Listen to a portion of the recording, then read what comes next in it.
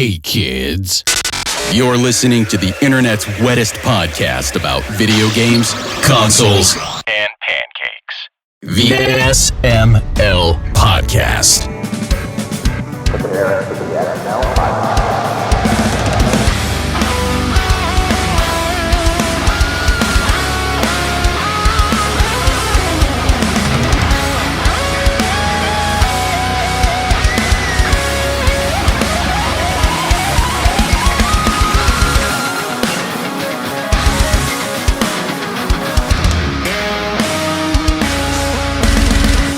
What's up, everybody? This is the SML Podcast. I am your host, Joe. Joining as usual, we've got Aki and Bri here. How are you two doing? All right. I'm alive. Yay! Jacob's not here. He'll be here later. It makes life a lot better. Yeah. But him not being here? Yes. Yay! There, he's here in spirit. Yeah. Yeah, he is busy for the first half of the show. He will be here for reviews in the second half of the show. Almost like we taped them separately, and I'm just going to edit them together. But, you know, we would never do something like that. Never, ever. Nah, we're doing this whole show straightforward, beginning to end. As far as you all know. Yay! So how is everyone? How are your weeks? Pretty darn good. I got some surprise gifts, and I'll talk more about that later. And I had a really good couple of days this week. So got a lot of stuff done, and getting ready for my pseudo vacation. Just got a lot ready for that, so I feel pretty prepared. That's good. Very cool. Yeah, so you had a good week. I had a pretty good, a good day today at least, but we'll say it was a good week. Yeah, fuck it, why not? Aki, did you have a good week? I am dog sitting. You had a good week. Well, the dog's peed on my floor 3 different times, so... Aww. I guess. That means that's his territory now. Yeah. You live in that dog's house now. Well, once he starts paying the mortgage, I am totally okay with that concept. Because otherwise, he's a good boy, isn't he? Aren't you, Bandit? Yes, you are. Oh, and Bandit. He literally just walked away after I said that. Who's a good boy? Fuck off. Listen, that's okay. You good boy? Go fuck yourself. Okay, then. Yeah. Basically. But he came back, because he's a good boy. But Thimmer was wondering why we didn't show up yesterday. Oh, man, that would have to be like addressing that we record on different days. Yeah. Hey, should we? Internet issues. That's why, Thimmer. Yeah. Internet issues on my end. There's what, like a friggin' hurricane in your area? Or there was? There was, yeah. I haven't paid attention to the weather at all. I heard there was a hurricane coming through. I don't know what it hit, like where it's going. It mostly hit the panhandle of Florida and kind of went from there. Suck it, DeSantis. Did some damage in western North Carolina. There's massive flooding. There was a dam that broke. So yeah, it's a mess over there. I just got a little bit of it in my area of the world, but enough that my internet was out for 24 hours. So, yeah. I do appreciate that, like, your internet was just strong enough to get Discord to work so you could send messages. It was for the longest time, and then finally it quit. Like, can you listen to a song? Nope. No, it was trying to load a web page in the early 90s or something. It was just terrible. Fucking dial-up speed. That's horrifying to think about going back to. With my fiber internet, I had to, like, I'm shuffling between consoles right now. I had to send my Series X in for a repair because it's been crashing on startup. So I'm on my Series S right now, and I had to download Elder Scrolls Online, which is 122 gig, right? Yeah, that's like a quarter of your space right there. How long would it take you to download that game? Oh, probably an hour. I've got decent internet. 22 minutes, nice. for 122 gig. That is awesome. That blew my mind. Like, fiber internet, just wow. It's special. Well, I like fuck it. both of you. That's all I have to say about that. That'd take me like probably 8, 9, 10 hours from. You gotta upgrade your internet. You gotta call the cable company and be like, listen, fucker. If I could, I would. That costs money that I don't want to put towards that. That's fair. I am on the cheapest fucking plan there is. You should bump it up a little for all the gaming that you do. I was grandfathered in, so I have a higher speed at a cheaper price than everyone else. Yeah, to change that. That's fair. yeah. Yeah, because I found out my plan costs most people around $60. It cost me $29.99. That's not bad then. Yeah, it's pretty good, and I don't want to spend more than that. And there isn't a plan that cheap here anymore because everyone decided to jack up their prices. That's why I'm so careful with my phone. I'm on a $15 a month plan. I just have to be careful with my data. So, like, I'm like, nice. Can I connect to your Wi-Fi? Thanks. I think we have unlimited because Ashley is on the phone so unbelievably much. She's playing some game. She's always taking care of her island. And then if she's not taking care of her island, she's talking with people at work, or she's watching TikTok, or she's listening to murder mysteries. By the way, if I'm ever found dead, Ashley did it. It's her fault. She murdered me. It's all the fucking podcasts that she listens to. She learned how to do it from there, and that's why I'm dead right now. So I don't know anything about that at all. And I will continue to not know anything about that. It's called plausible deniability. I am not looking to make myself a victim or to be looked into by the cops. I did not hear anything you just said at all. Well, should we talk about news then? Because there's some good stuff to be said there. Lots of good news. Yeah. A lot of good news.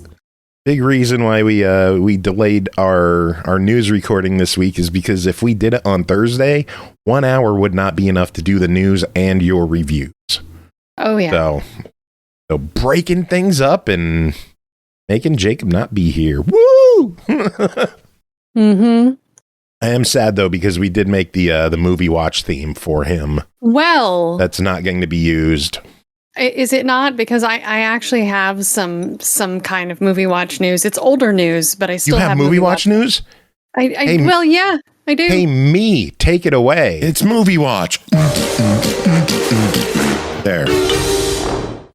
So, two things. One from the Emmys, like almost 2 weeks ago. I'm a little late to the game here. We'll blame it on my internet.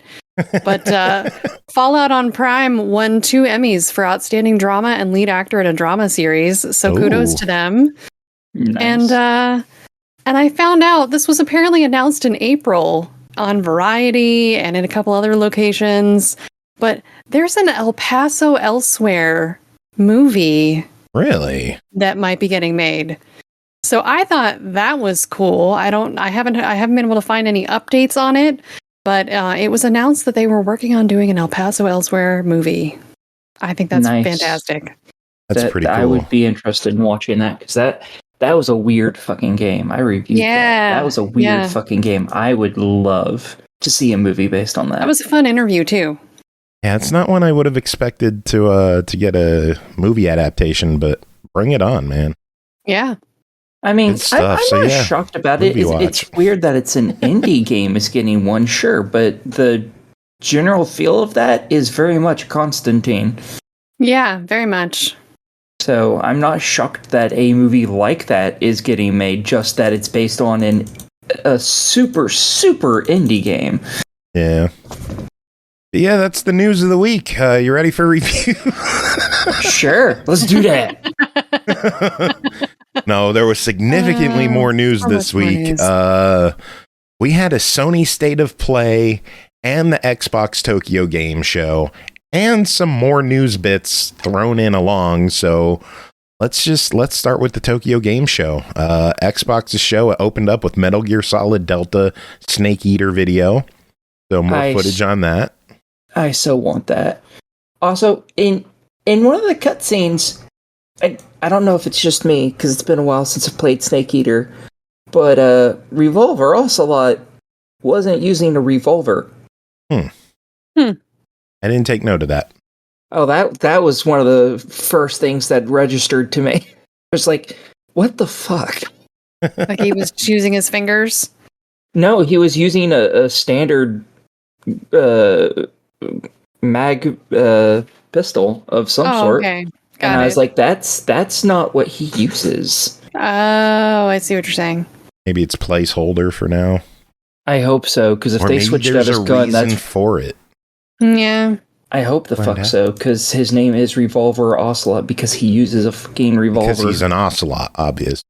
Yes, and he uses a revolver. And if they switch that up, that's going to be very upsetting for me, because that was like one of the cool things about him, was all his little dumbass tricks. They were fun to watch. But man, that game looks so beautiful. Oh, I want it so bad. Yeah, it does. I fucking love Snake Eater. Out of all of them, that is my favorite one. So, it's on the way. Is there a date on that? Do you remember? I don't think there was. I don't remember if it got a solid date. Get it?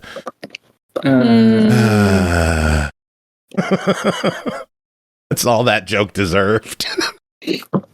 Moving on, My Hero Academia crossover is coming to Overwatch October 17th. If you play Overwatch, there's something to look forward to. Yeah, it's just character skins. There's a video. Some of them look pretty cool. Yeah, I'm not into it, so it didn't do anything for me. I love anime. I hate Overwatch. Which are you, Bri? Do you hate anime or Overwatch? Or both. I don't hate both. I like anime, but I'm very picky about my anime, and I'm not a fan of Overwatch. So fair. Overwatch. Well, it exists. It's a game. Yeah. I'm gonna be that nice to it. Wow, Aki's being nice. Yeah, it exists. You could tell she doesn't want to piss off Microsoft right now. They have good games coming out.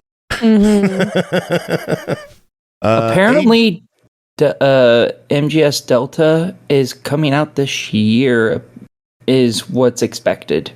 Is what I'm seeing everywhere. I don't see that happening. Nor do I. I see that being a 2025 game. Me too. Video was shown for Age of Mythology Retold Immortal Pillars. So there you go. Phil Spencer came out. His shirt was for StarCraft. There you go. Yep. That's what everyone was wondering about. And there's news behind that. Because November 5th, StarCraft and StarCraft 2 are going to be hitting Game Pass PC. Yep. That's kind of exciting. Indeed. I wish it was hitting console, but... Yeah. Maybe in the future. And again, we're all still waiting for WoW to hit console. So.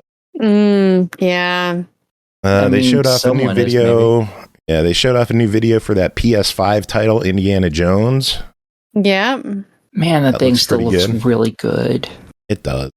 Every trailer of that has just been like just the best, because it still holds that same comedy that you got in the original set of movies, and I am so happy about that, because I was like, if that didn't have that comedy, I wasn't gonna even remotely be interested in that game. It has it. I am so excited for this game. I hope it's good. I hope it turns out really good. I'm really hoping. I still think the funniest part of it is the reaction that the game got when they announced it for PS5. Like that, I feel like it fell flat on its face. Like PlayStation people were like, "Really, that quick?" Xbox people were like, "Are you fucking kidding me? That quick?" It just feels like no one was excited about that news. Yeah. Like, even all the PS5 people I talked to were like, why is it coming so quick? Like, sure, it's cool, but like, what the fuck? I don't know how to take this anymore. Maybe we're getting a trade. They just can't announce it yet. That'd be fun. And we're getting, Final Fantasy or Helldivers. We're getting Final Fantasy Pixel Remasters. Well, no, 7. Oh, if only. If only. Don't tease me like that, because it'll hurt my feelings. Next up was Tanuki Pond's Summer, a raccoon delivering packages and fishing, super Japanese anime visual style. And it turns out our good friend Adam Rippon knows the dev team, so I'm going to try talking to him. Looks so cute. It looks super adorable. The mini games. I saw this, and the first thing I thought was, Bri's going to love this game. Yep. Yeah, first of all, I love raccoons, Tanuki, the whole thing. Second of all, like, it just looks so cute. Yeah. It does. It looked fantastic. I can't wait to see more about that one. And they followed it up with one that looked somehow even better. I know. Threads of Time, a brand new, gorgeous HD 2D pixel art time jumping RPG that looks incredible. And looks totally inspired by Chrono Trigger. Oh, big time. And I've never played Chrono Trigger. Some guy named Dale North is doing the soundtrack for it. It's just fucking crazy for him. That's awesome. I'm so happy for Dale. It's like a dream project for him. So that is awesome. Nice. I am so happy for him. One of these days I'm going to convince him to come on the show. But I think my time has passed. I think he's too big for our show now. No such thing. Everyone can stoop this low on occasion. Everyone is too big for our show. Yeah. Occasionally they just want to, step down into the filth. That's what the show is, and that's fine. I really like the look of this game. I'm really hoping to see more information about it as time draws closer to its release. Remember saying Dale did the soundtrack for one of his favorite games. Which game? Waiting for a reply. Dead air. Really bad. Alchemic Cutie. That's a good one. I don't know that one. It's a cute little that one. Yeah. Alchemy game. But anyway, after that, We Love Katamari Reroll Royal Reverie. It's Game Pass today. Yay! I love when it's like out now. Yes. Good stuff. Frag Punk Showcase. Closed beta coming October 10th. For people interested in those types of games, that should be an interesting one to see. The little mechanic where you can use cards that change how the game plays seems like that could be interesting for people who like that style of game. Yeah. Metaphor Refantasio video was shown with a demo out now. Your progress carries over to the game when it launches. That's cool. Yeah, I have the demo downloaded. It is really good so far. Nice. It is reportedly like a 7-hour long demo. Oh, damn. Yeah, so it's chunky. I love the visual style of this game. It looks. Did you download it yet, Aki? No. This looks like something you would play. You got to give it a go. Okay, I will start installing it right now. Yeah, start it now because it's a big demo. It's 50 gigs. Really weird memory of like a time when demos used to come on CDs for your PlayStation through like magazines and stuff, or special pre-orders. You would get to play the demo. Oh my gosh, I had the Final Fantasy 7 one. Shit. Yeah. I miss when PlayStation would put like import games on the disc. It's like this gameplay could damage your console. When you're done, make sure to power the system off fully. Why? So that people don't swap discs and play an import? Interesting. Oh, man. Anyway, after that was an in-depth video on Atelier Yumiya, the new Atelier game coming out. First one on Xbox. Looks dark, looks crazy. So cool. Yeah, alchemy RPG. I gotta say, I'm a little bit disappointed because they announced yet another Atelier game and it's not coming to Xbox. So I wonder what's going on there. Maybe stagger release. I don't know. We gotta see how it does first with this Yumiya one. Yeah, I hope it does well. After that was Ashura Zhang Rumble, a top-down battle arena for the Series X and S. This one didn't really do it for me. Yeah, same.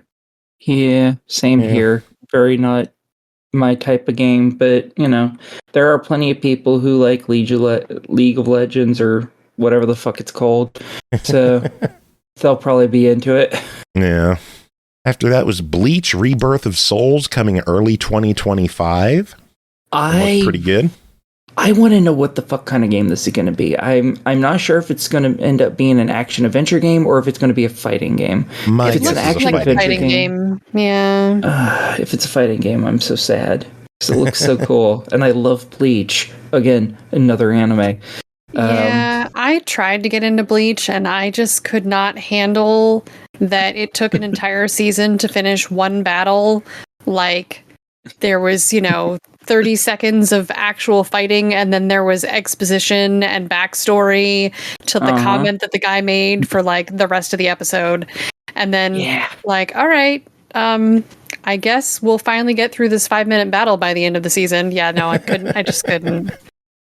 Totally reasonable. So extremely reasonable. Yeah, this is where this is basically the end of the Bleach anime's first run before it came back for this season or whatever it is. I haven't seen that new shit, but yeah, this is basically the very end of the original anime's runtime.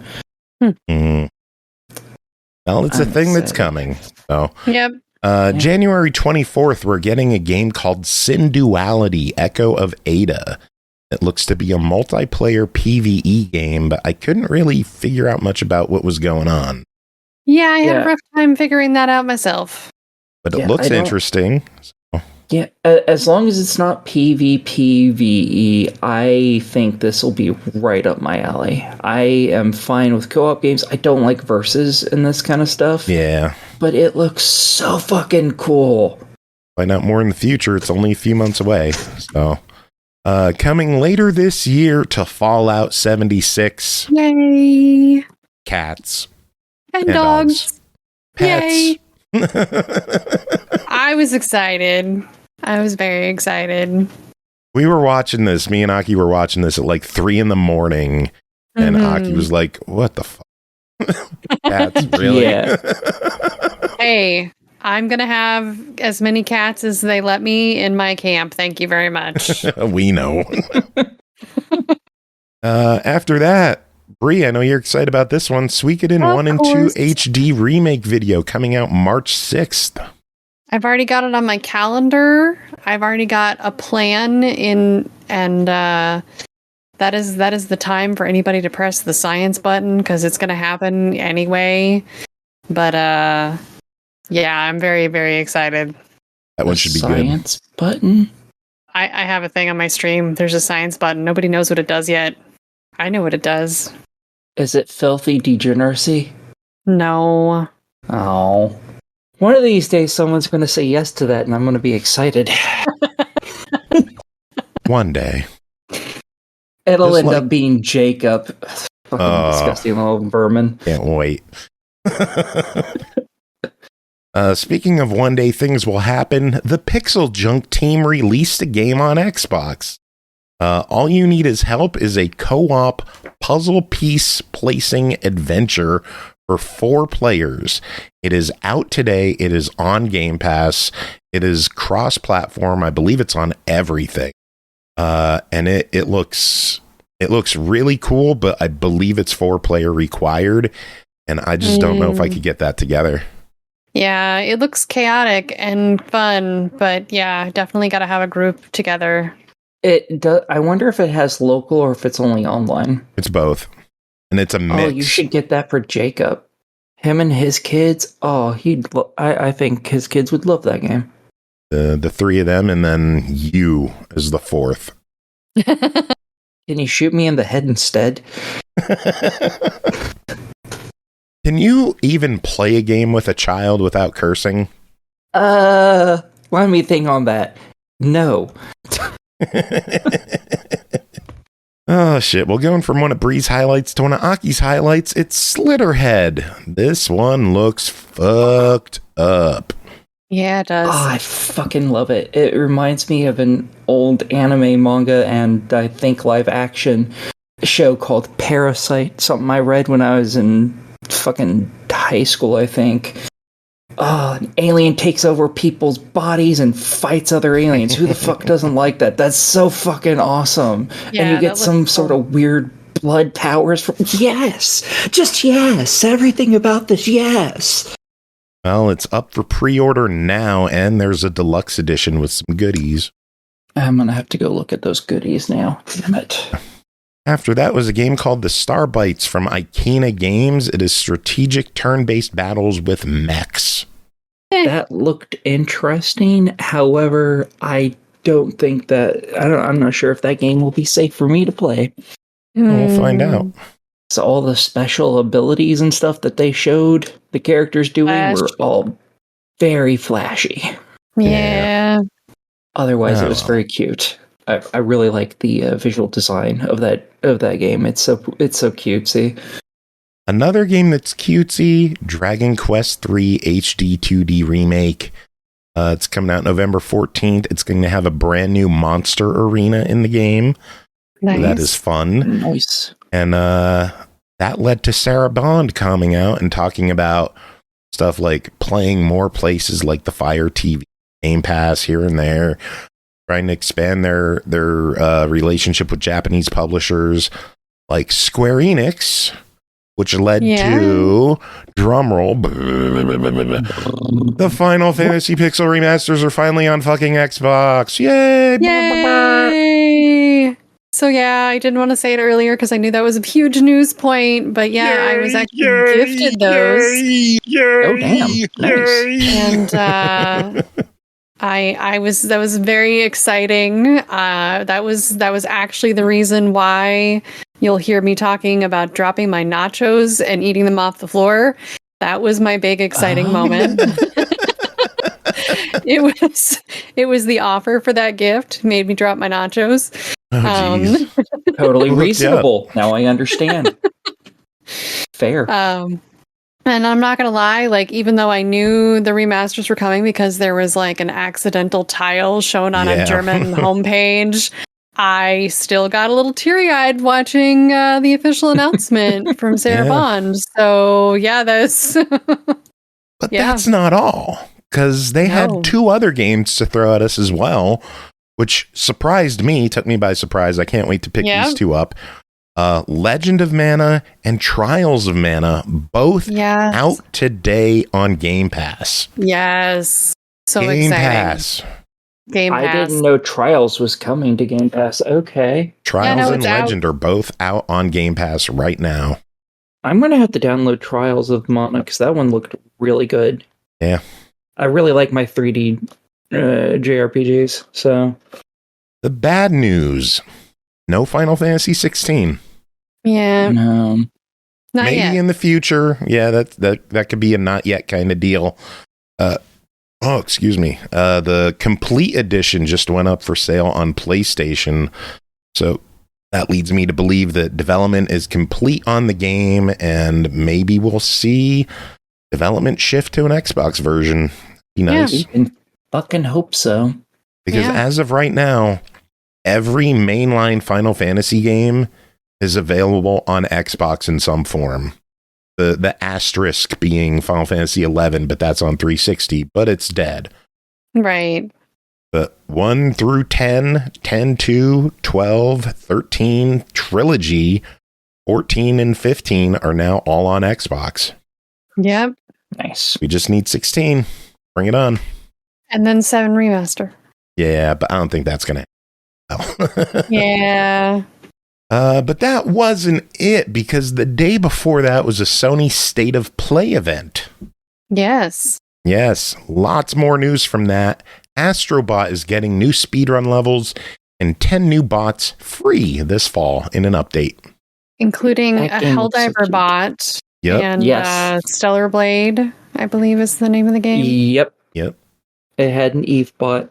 It took Eve me a while to bot. figure out that's who that was supposed to be. I had to be told. So, yeah. Trash Rando saying there's still some active servers for 11, not on Xbox. It's only on PC. Yeah. They shut down the PS2 and the 360 versions of the game. Unless there's like homebrew servers that people have made on their own. Because I know like Phantasy Star Online has some bootleg servers that you can jump into and play on. So, the Midnight Walk from the creators of Lost in Random is coming to PlayStation 5, PC, and PlayStation VR 2.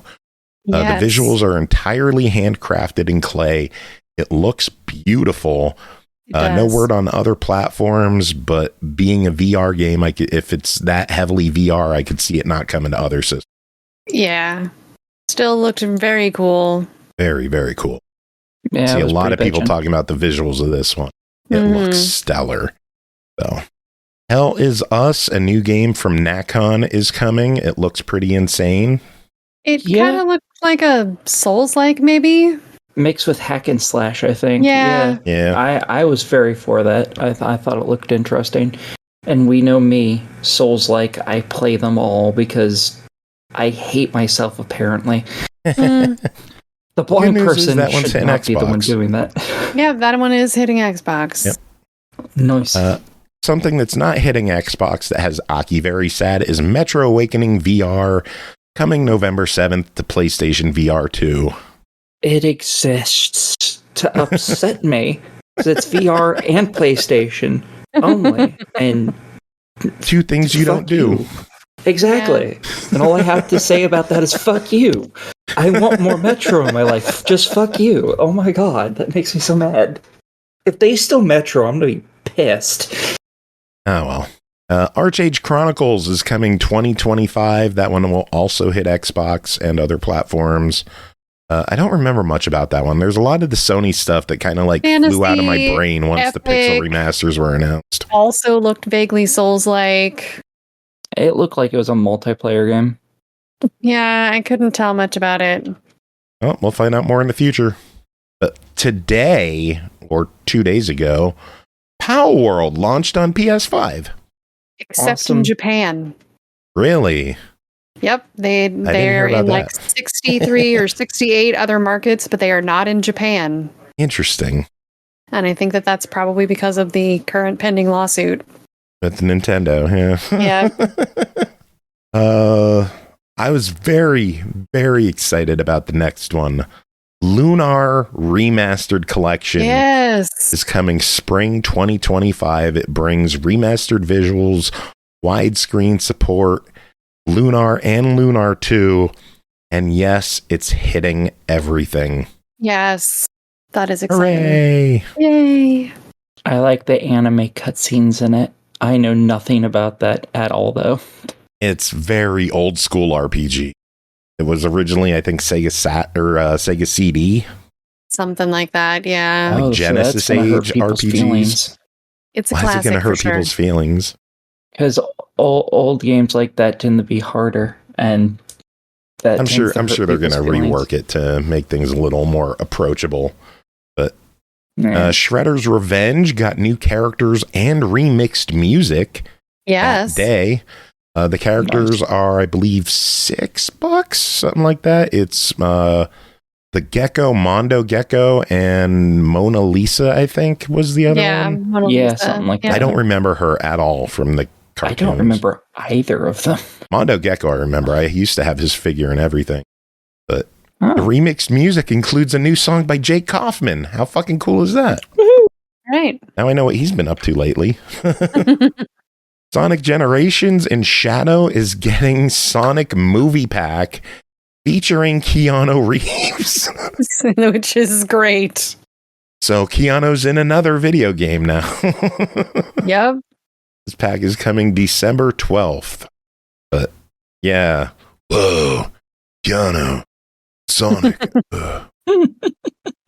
Bro. Anyway. Fantasian Neo Dimension is releasing December 5th.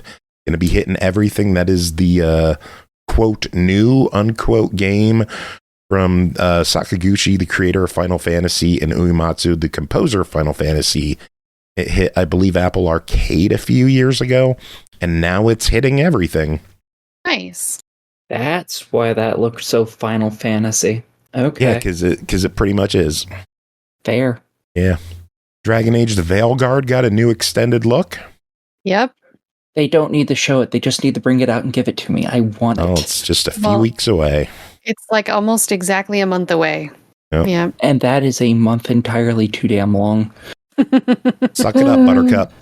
I don't want to. I just want it in my hands. You have something else in October to look forward to with Alan Wake 2's Lake House DLC. Yes. I am so excited. I love Jesse Faden. And then something you can't play, Hitman World of Assassination VR, coming December. PSVR 2. That upsets me as well, because that actually looked really cool. I loved the stuff they showed in that fucking trailer. Like, they used a fucking frying pan to block a bullet that was fired at them. That's fucking awesome. What the fuck? Something in December you can play is Legacy of Kain, Soul Reaver 1 and 2 Remastered. Yeah. It'll be hitting everything December 10th. That's going to be interesting. I've only played one game in that series, and or in that whole chunk of games, and it was Soul Reaver 2, I think. So that's very interesting to me. If you want more in October, Fear the Spotlight from Blumhouse Games is coming out October 22nd. That one is hitting Xbox. Bri wanted. That is definitely one that I wanted. I'm real good at remembering this crap. Yeah, all the more reason for me to finally get myself an S. Yeah. Anyway, Tower of Agaspa is hitting early access on PlayStation in November. I didn't even remember PlayStation had an early access program to begin with, but whatever. Yep. Nor did I. So, yeah. It's like island farming or something. Yeah. I don't know. Yeah. Yeah, it was a big multiplayer survival-esque type game. Yeah. My next notes speak for themselves. Lego Fortnite bullshit and Fortnite controller bullshit. Yeah, it's getting a split screen mode apparently. Other than that, I didn't pay attention at all. Yeah, Fortnite's on my shit list. So yeah, and the controller is ugly. Yes. Oh my god, that Fortnite controller might be the ugliest special edition controller they've ever released. I think it looks awful. Like the blue color is great. The scribble on it, ugh. What a waste of a controller. What a waste of fucking colored plastic. Yeah. I'm sure it's going to be worth a lot in a few years. Probably. I wonder how much the Concord controllers are going for. Jeez. Entirely too damn much, I'm sure. Those controllers were gorgeous. The game may have sucked, but the controllers were dope. And let's see. Dynasty Warriors Origins is releasing January 17th. It's going to be hitting PC and series as well. Nice. That game looked gorgeous. It's a shame I have absolutely no interest in that. Yeah, not my style game for sure, but it looked pretty. Yeah, I'm looking forward to it. Holy shit, they're going for $225, $250. Yowzers. For the Concord controller. Yeah. That's bonkers. That's too much. Jesus. That's how they're going to get their money back for all the money they spent on the game. Good job, Sony. Sell those controllers. Let's see. Monster Hunter. We just, no, we didn't talk about that one. Monster Hunter Wilds coming February 28th. That looked really cool visually. Having all those aquatic and amphibious monsters looked really fucking awesome. So Dynasty Warriors or Monster Hunter making for a quick January, February 1-2 hit. Yeah. Lego Horizon got a new trailer coming out November 14th on PlayStation, PC, and Switch. That game looks so cute. Yep. If you want more Horizon goodness, for some reason, Horizon Zero Dawn is getting a remaster. I don't know why, but it is. And it's coming October 31st to PS5 and PC. Let's talk about the upgrade. If you already own it on PlayStation 4, you can get the upgrade for just $10. If you don't already own it, this is where the upgrade gets shitty. The original game was $19.99. Once the remaster was announced, they doubled it to $39.99, making that $10 upgrade a $30 upgrade. Oh, that's some bullshit. Yeah, Sony doubled the cost of Horizon after they announced the remaster. Jackasses. That's bullshit. It was $20. Normal price. That wasn't a sale price. That's fucked up. That's real fucked up. What the hell? Yeah. I don't like that. That's not cool. Not at all. Stellar Blade is getting a new photo mode, and an original soundtrack is out on streaming devices that day. Plus, a near crossover is coming. Nice. I really like the crossover look. It looked nice. You get to play it as a 2B, and I also believe what the fuck was her name? A2? Maybe. I don't remember. It's been a while. And the little gunner robot that follows Eve around in Stellar Blade gets turned into one of their little near robots. I loved it. I thought it was really cute. It makes me sad that it's not on Xbox. Yeah. You have like an industrial strength freezer running behind you, Aki? No, that is one of the fans on my computer. Oh, wow. That's a loud fan. Yeah. Yeah, it's supposed to be quiet. This is a quiet series computer. There's just something wrong with that fan. I would get it looked at. If that goes, that could cause heating issues. There's like 7 or 8 fans in my rig. If one of them going out makes a heating issue, there's a bigger problem than the fan. True. Ember says you're running a crypto mine. I wish. Then I might make money. PlayStation Plus monthly games were announced for October during the event. Pretty good month. They are getting WWE 2K24 for PS4 and PS5, Doki Doki Literature Club for PS4 and PS5, and Dead Space for the PS5. Very nice. And then for PS1 Classics, they announced 2 that are coming through the end of the year. Next month, I believe they are getting Dino Crisis, the original for PS1. And then later on, Blood Omen Legacy of Kain will be hitting. Nice. And it'd be a really good time to start that 360 backward compatibility program up again. Yeah. Last of Us Part 1 hit PS Plus Extra on Thursday. There you go. Cool. If you want your controllers or console in special new colors, Sony has your back as they are selling console covers and new controllers in indigo, pearl, and teal. The Chroma collection. Yeah, they were really pretty. Yeah. I like the purple. Kind of interested in those console covers, but I don't need them. Especially because the console's like tucked behind the TV. Yeah, that would be extremely pointless for you. And I don't need a new controller because I just got a new controller. And you're still going to buy a new controller. No, I don't need a 4th PlayStation controller. I really don't. I barely need 2, but, I'm not going to argue that I got a 3rd one today. We'll talk about that next week. Yay. PS5 Pro improvement sizzle reel was shown off with a ton of games shown. I tried keeping track, but after like 10 titles, I was like, fuck it. I'm going to watch the sizzle reel. Yeah, my Final note Fantasy was giant there. Montage, cool games. Yay, they'll work on Pro. Yeah, PS5 Pro looks to have a lot of support coming to it. There's talk that they were working on this since before the original PS5 came out. And if that's true, why is it still $700? Yeah. Because they want to make money. I don't know. Final game they showed off, they ended with a banger. Ghost of Yotei was announced for 2025. A long-awaited Ghost of Tsushima sequel. It looks so fucking good. Oh, it's so cool. Ian was right. They should have called it Ghost of Tsushima. My soul.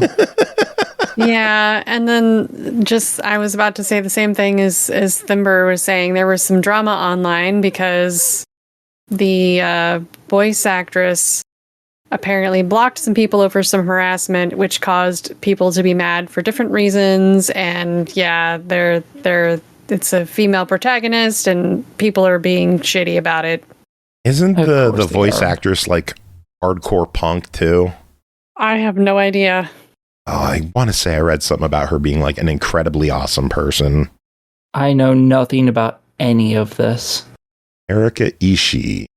Or Ishii. Ooh. Are you familiar with her? Ishii. Yeah. Well, tell us about her.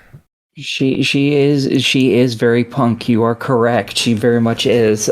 She's also into lots of the geeky shit. She has, was it Geek and Sundry she was on? I don't remember exactly what anymore, but she's been on playing. She's played D&D with Matt Mercer and them before. She's worked with them.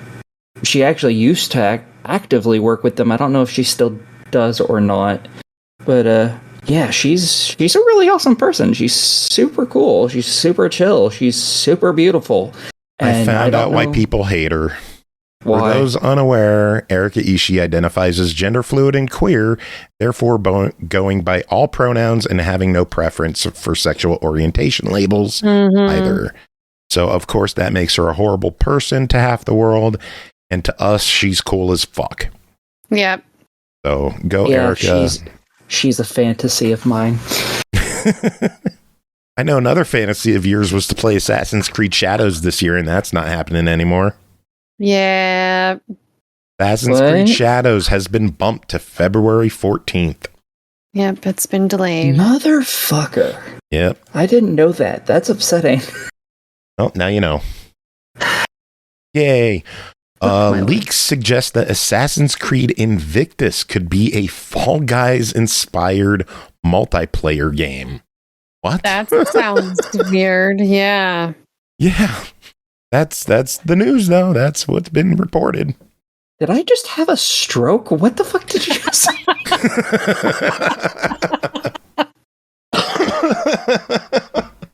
Is that clean enough to clip? Did I just have a stroke?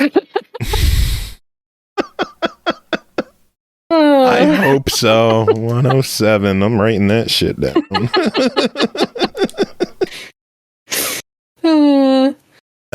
Let's see. Unicorn Overlord has sold over 1 million units worldwide, and at least 13 of them are on Xbox. Okay. I'm one of them. I think someone said like 80% was sold on Switch. So that one did well for Nintendo. Behavior Interactive, the devs of Dead by Daylight, have acquired Red Hook Studios, who make Darkest Dungeon. Huh. Yeah. Platinum Games acquired the Wonderful 101 trademark from Nintendo. So Nintendo willingly gave up a trademark. Wow. Interesting.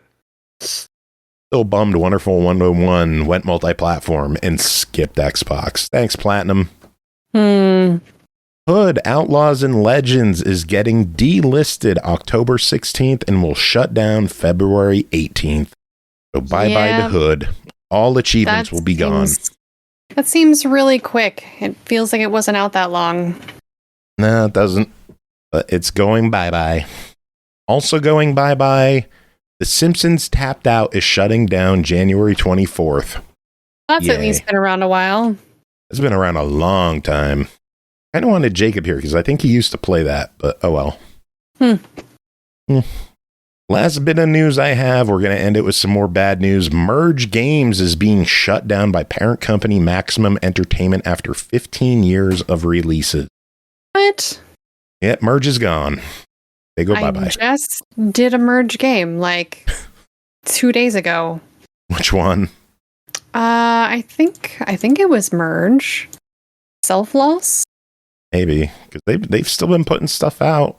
Yeah, that was putting out like a lot of published by Merge. Yeah. Yeah. They've been putting out like a lot of like sim and crafting and gardening and housing and stuff like that. They've been putting out a lot of those lately. We tried to get Self-Loss because I wanted that, and I don't think we ever heard back, sadly. No. And that might be why. They might have been dealing with that shit. Yeah. Who knows? That is the news I have. Aki, what do you got? I got that I'm useless. Yay. Jacob, what do you have? He's more useless. Yay! Good job. We're such assholes to him sometimes. Sometimes. We love you, Jacob. Jacob, we'll give you some words. Hey, kids. What is on your mind, Jacob? Fall into the abyss. of my gaping butthole. All right, sounds good. Bri, what news do you have? So speaking of that clip, I actually think I got some people to follow the podcast because I said something about butthole talk, and Injury totally stepped in as a mod and was like, "Well, if you want to, if that got you excited, more butthole please." discussion." But the only other piece of news I have is that the Xbox Game Pass mobile app is officially getting shut down, and features from it will be going to the main Xbox app, and they'll be doing testing soon. So look forward to the merge of those apps. Yay. To do all of your cloud gaming through the main app and all that. That works. That all you got? That's all I got.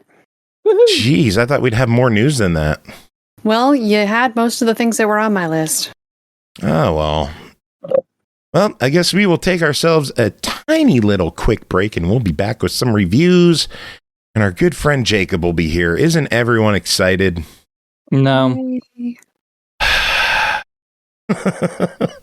Does anyone have any final words to wrap up this segment? Bri, give us something funny. Good idea, making snow angels. Bad idea, making snow angels in a dog park.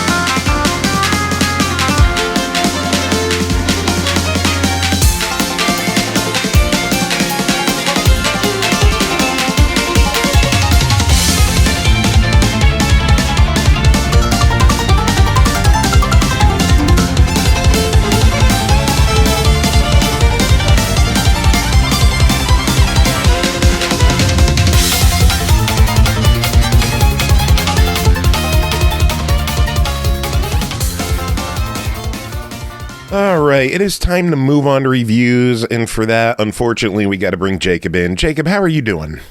I am here. My sinuses have been all over the place today because of all the rain and stuff. So before the show, Bri and I were commiserating about our sinus issues. You mean before the show, as in the show you weren't here for? Yes, because I could travel through time like the Doctor. Although I'm not as mysterious or sexy or British. No, you're not. No. First game to talk about tonight is The Karate Kid Street Rumble, developed by Odaclick Game Studio, published by GameMill Entertainment, released September 20th on Xbox One, Series X and S, Switch, PS4, PS5, and PC for $39.99. Dominate the dojo in The Karate Kid Street Rumble, a pixel art beat-em-up adventure. Grab your friends for local co-op multiplayer and dive into the classic Karate Kid journey with retro-style gameplay, dynamic combat, and epic boss battles.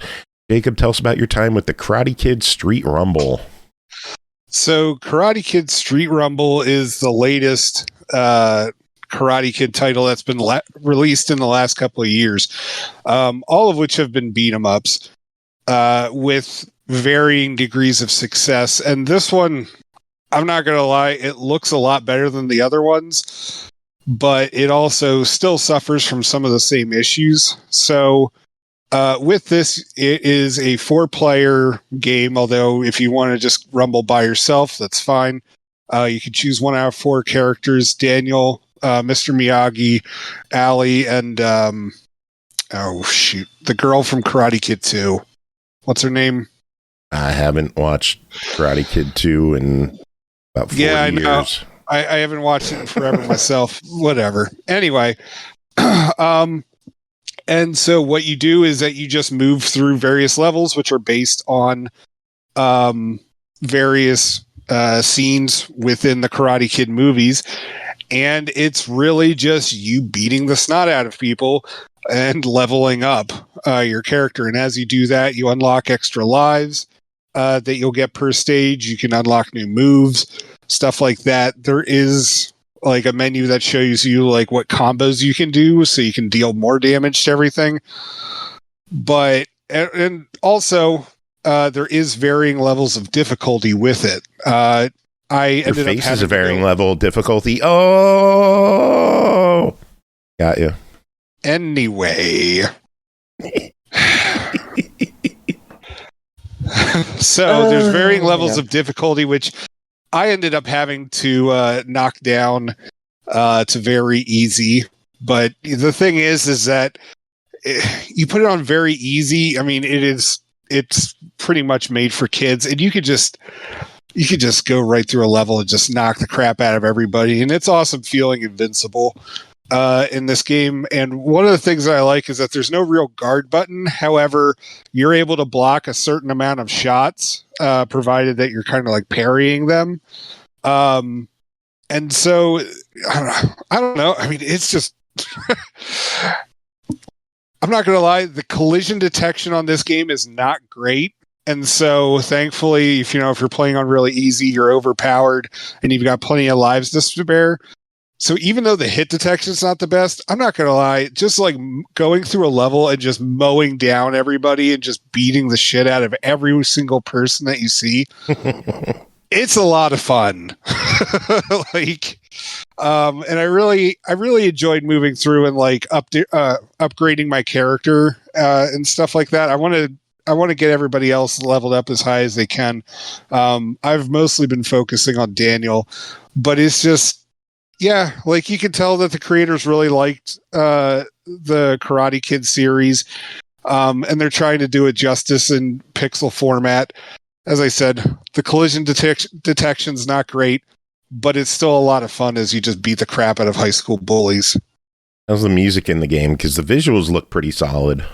The music is a tad repetitive, but I mean, thankfully the game keeps... It moves along at a pretty decent pace. However, the music I wish it didn't loop as frequently. Okay. I don't know. Like, it's not bad. It's not great either, though. But, it's fine. Any fun boss battles in the game? Or are they just all kind of standard beat 'em up? It's standard beat 'em up. And usually you're going up against characters from the movies. So you're going to be beating up on Johnny Lawrence quite a bit. But they do use boss battles to introduce new enemy variants that you're going to run into.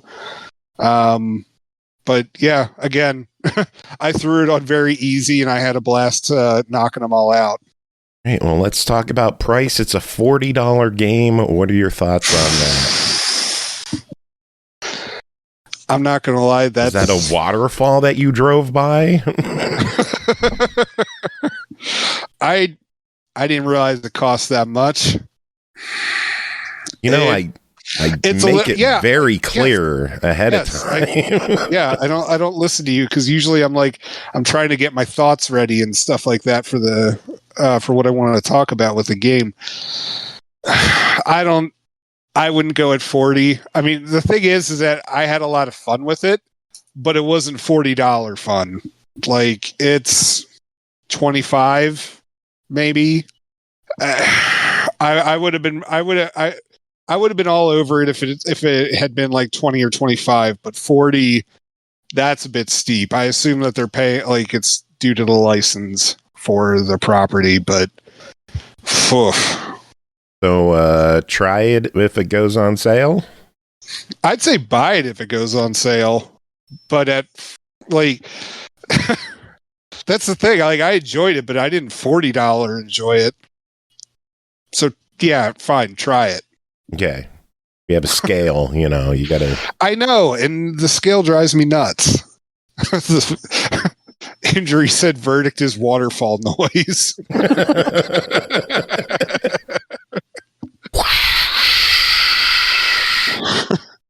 Have there ever been any reviews that the verdict was possum scream? Because that would be the best review ever. Can you make a possum scream noise? As we just established, my mic probably won't handle it and it'll cut me off. Stand on the other side of the room and try it. Maybe another time. All right. Next game to talk about is The House of Da Vinci 3, developed and published by Blue Brain Games, released September 18th on Xbox One, Series X and S, Windows Store, PS4, PS5 for $24.99. The grand finale to the House of Da Vinci trilogy is here. Solve numerous new puzzles and mind benders and explore new mystifying locations of ravishing beauty. Use your wits and observational skills to escape rooms and solve the mysterious story behind one of the world's most prolific inventors in history. Bri, tell us about The House of Da Vinci 3. So first of all, I have not had the pleasure of playing the first two games, but this style of puzzle game, kind of escape room-like, is something I rather enjoy. Sorry. This is more of a point-and-click style game. So you move the camera with the right stick and the cursor with the left, where you use a magnifying glass icon to move you to the next location or object of interest, and then you hit buttons to interact with things when you're closer up to them.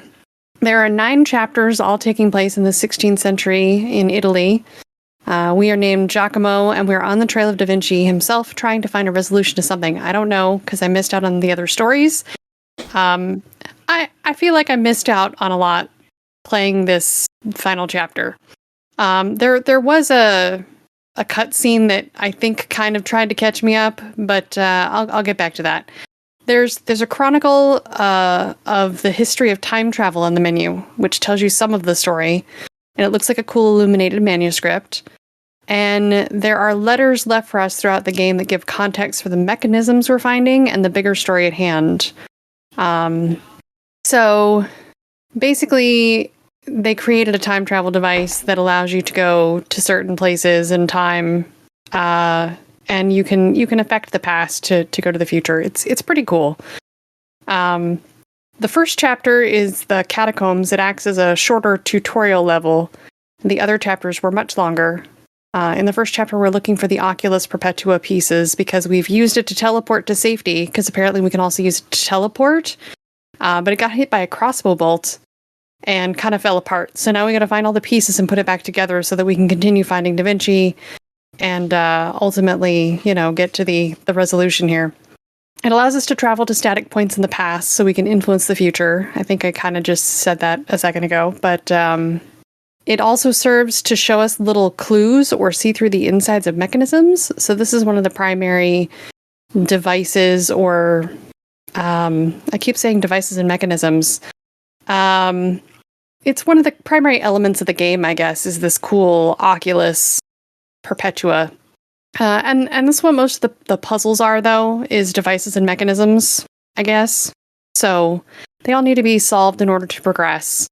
And there was like a door lock that needed me to figure out that I could twist the knob and reel in some other symbols to open a panel.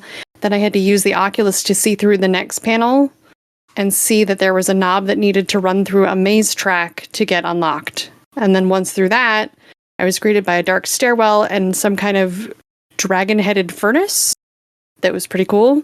Once I figured out how to turn the head and aim it, I was able to light up the staircase and move on. The game is pretty tactile.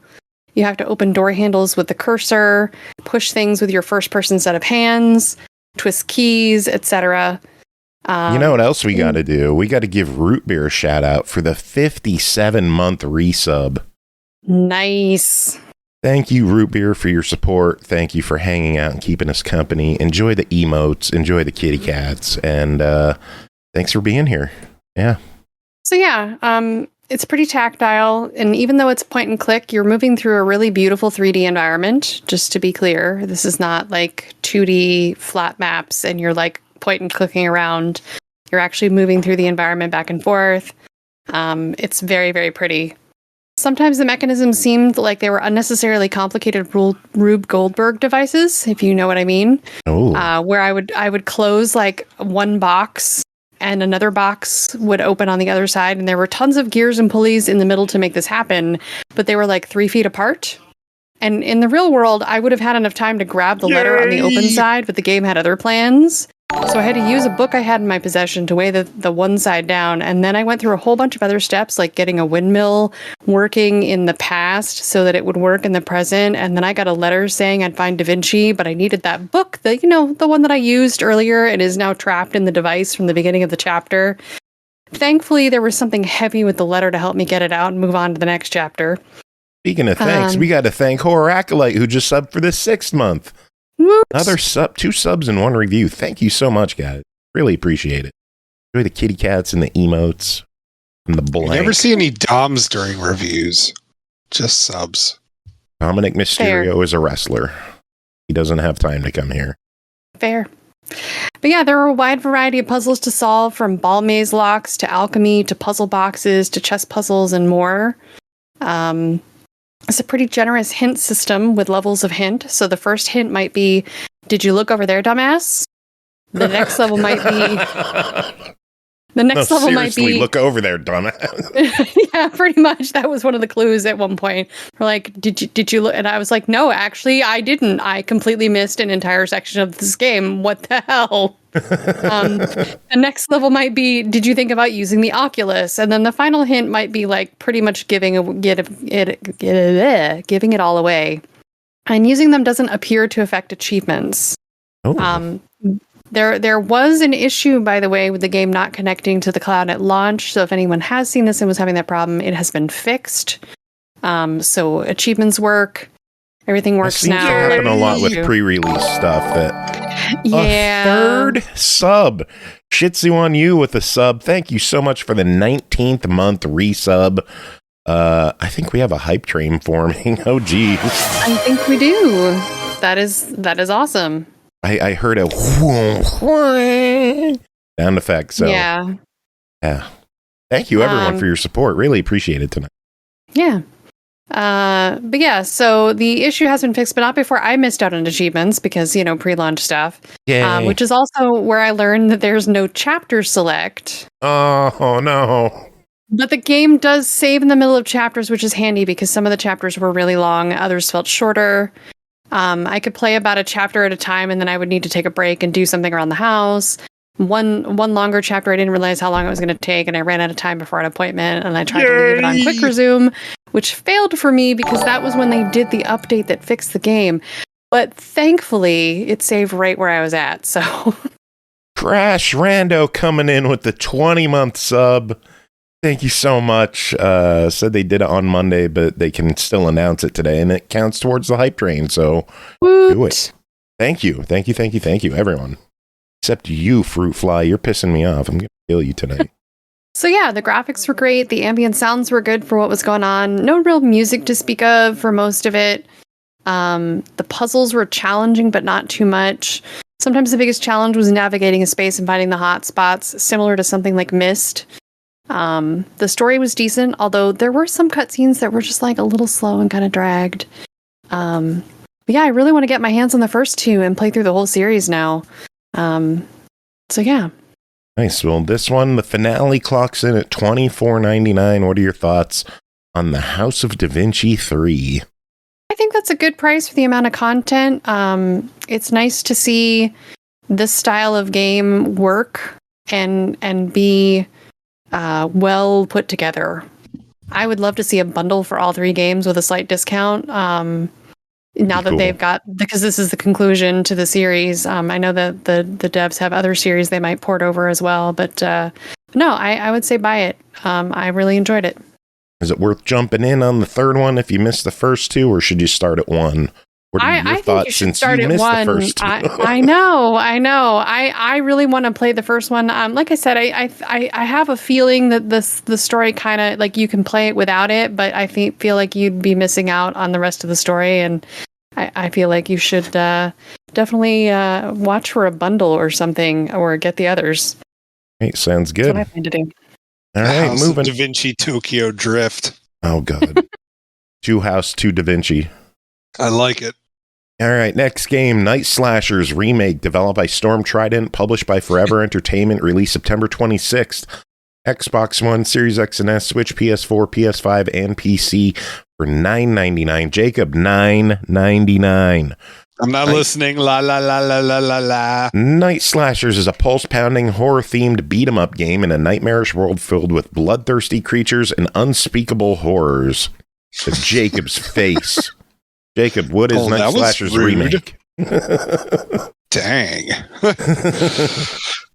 So Night Slasher's remake is it's a beat 'em up set in this post-apocalyptic world that I'm not gonna lie, it feels like it is one of the dumbest plots that I've ever sat through in a beat 'em up, which says something.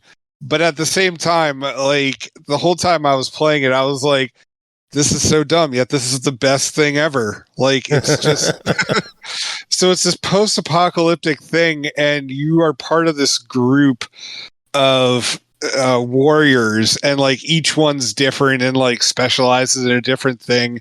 Like you have this like ninja woman, you have this guy who he kind of looks like Axel from Streets of Rage. And yet there was another woman warrior, and then my guy that I loved playing as looked like this British like oh god, why am I blanking? Like a British butler, and he's just suplexing everybody in sight. Like I'm dead serious. Like every single time, like I went to go punch him, instead he would grab him and just suplex them on the ground, and then like I'm just bouncing everybody off of other enemies off of like the side of the screen, which then did damage and also would make them bounce. Like, and you're just moving through these levels, and all your bosses are pretty much inspired by like the Universal Monsters like catalog. So you're gonna fight Frankenstein, you fight Dracula, you kind of fight a Wolfman thing. Like it's not exactly the most inventive, but as you're beating up all of these zombies and like ghouls or whatever you want to call them that are rising up out of the ground, like body parts are flying everywhere, blood's all over the place, guts. Whenever you beat up a boss, like their body just like disintegrates into this pile of like blood and guts or ash or, you know, something like that. It is a really ridiculous game with a ridiculous premise, and I was thoroughly enjoying it the whole time. Weren't the 90s great? This is originally from 93. I had never heard of it before. Game. Before this, it was just, you know, it was one of those things where I'm like, oh, sweet, a beat 'em up. All right, I'll request this, you know, I'll request Joe to put in for this one. Haha. Like, you're lucky Chris didn't ask for this one first. Yeah, a little surprising, but like, yeah, this was really weird, and I'm glad I checked this one out. Anything else to say about it? I don't know. Do you want to punch your way through a C-level horror film? Like, this is it. Like, well, it's $10. Give us a verdict. 10? That's it? Yeah. I would have paid 20. I said that during the fucking intro. I told you I'm not listening. Fucking asshole. So your verdict. Yeah, $10. Totally awesome. Heck yeah. That's an excellent deal for what you get. Cool. All right, next up, a preview of MechWarrior 5 Clans. This one's being developed and published by Piranha Games. It's coming out October 17th on Series X and S, PS5, and PC. We don't have a price yet, but when we have the full review, we'll let you know. MechWarrior 5 Clans follows a Star of Clan Smoke Jaguar warriors during Operation Revival, a full-scale invasion of the Inner Sphere. Armed with an arsenal of cutting-edge battle mechs, meticulously designed maps, missions deliver immersive and intricate tactical gameplay and combat experiences. Aki, tell us about your time previewing MechWarrior 5 Clan. So, fighting the mechs is pretty awesome, and the story makes absolutely no fucking sense. Yeah.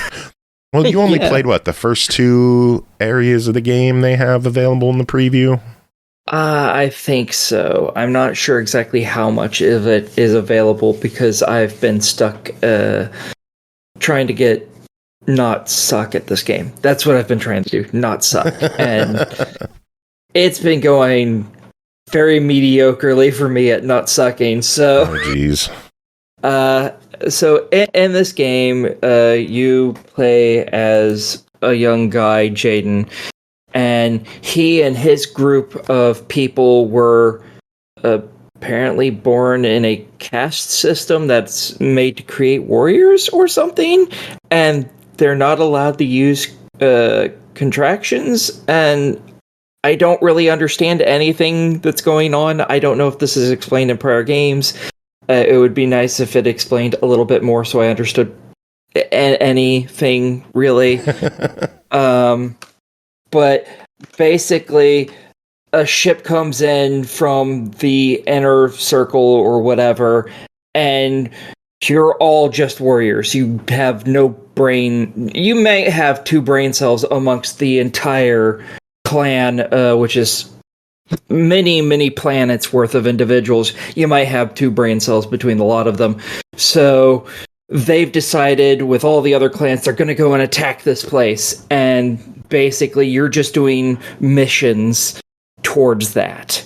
And when you go into a mission, it gives you a bunch of stuff that you're supposed to do. But you go in with all 4 of your teammates and yourself, and they will act independently. They'll tend to stick up around you-ish, but you can also give them, each one of them individually, orders.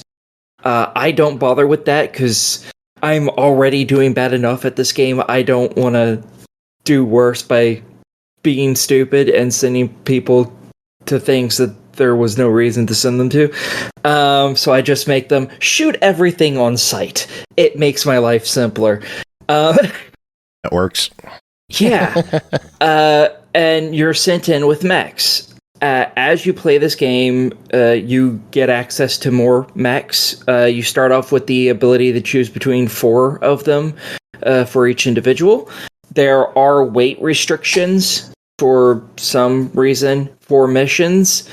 So it's not just the weight of just the mech itself, it's also any equipment, any armor, bullets have weight. The guns themselves all have weight, and that increases the weight of the mech in total, and you can only have so much tonnage. And yeah, when you're actually in the mission, you're running around typically shooting the shit out of things with various types of weapons. You have missile launchers, Gauss rifles, electronic weapons that shoot lasers, standard, heavy artillery, stuff like that, to destroy things. And your mech can be damaged as well, which is why you're allowed to buy more mechs, because your mech can be damaged so badly that you can't use it anymore, because you went and did fucked up. So, yeah. So you did that? I have not had one completely destroyed yet. Yet. It's going to fucking happen. There's no doubt in my mind about that. I'm not that great at this. I'm playing on the easiest difficulty, by the way.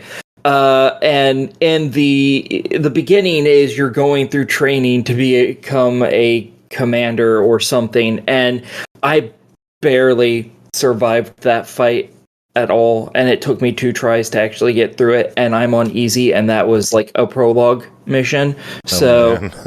Yeah. You have some work to do in this one over the next few weeks. Yeah, a little bit. Yeah. It'll be fun. I'll destroy stuff, and I'll hopefully, maybe, get a little better. I'm hoping.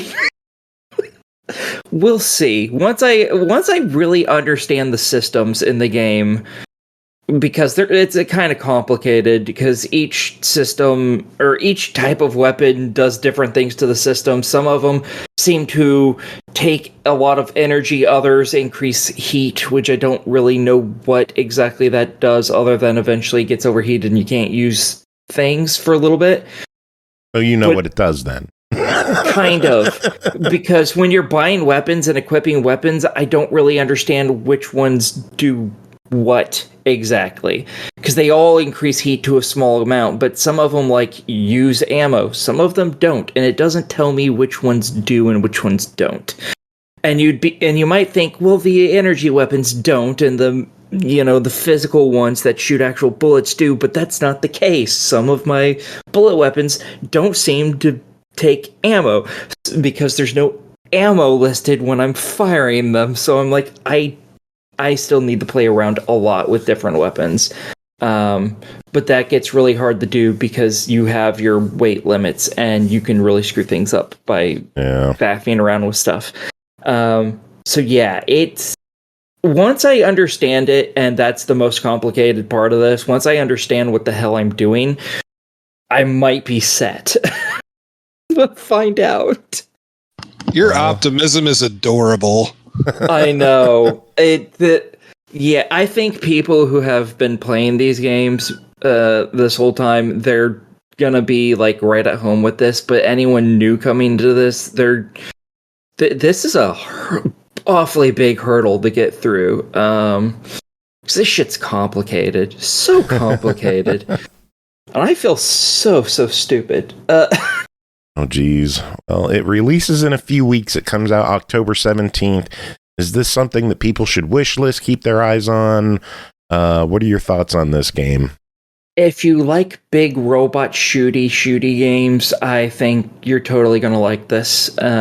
Even if it's really complicated, I think you can probably sit around with just presets and still beat the game. It just might be a little more difficult. So I think if you like mech games and you like destroying shit with mechs, totally for you. If you don't, then obviously this is very not going to change your opinion whatsoever. This might make you hate them more.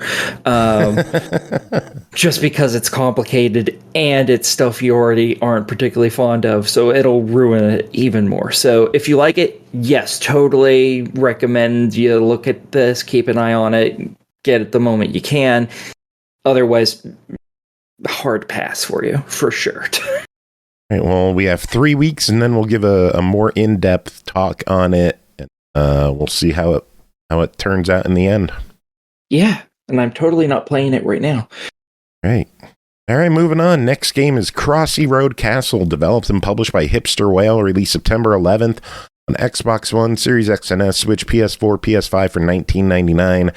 Climb castles with the Crossy Road crew in this adventurous multiplayer arcade platformer. Shoot out of cannons, ride rainbows, and make your way through a maze of never-ending levels. Bring your friends into the fray with co-op mode for even more chaotic fun.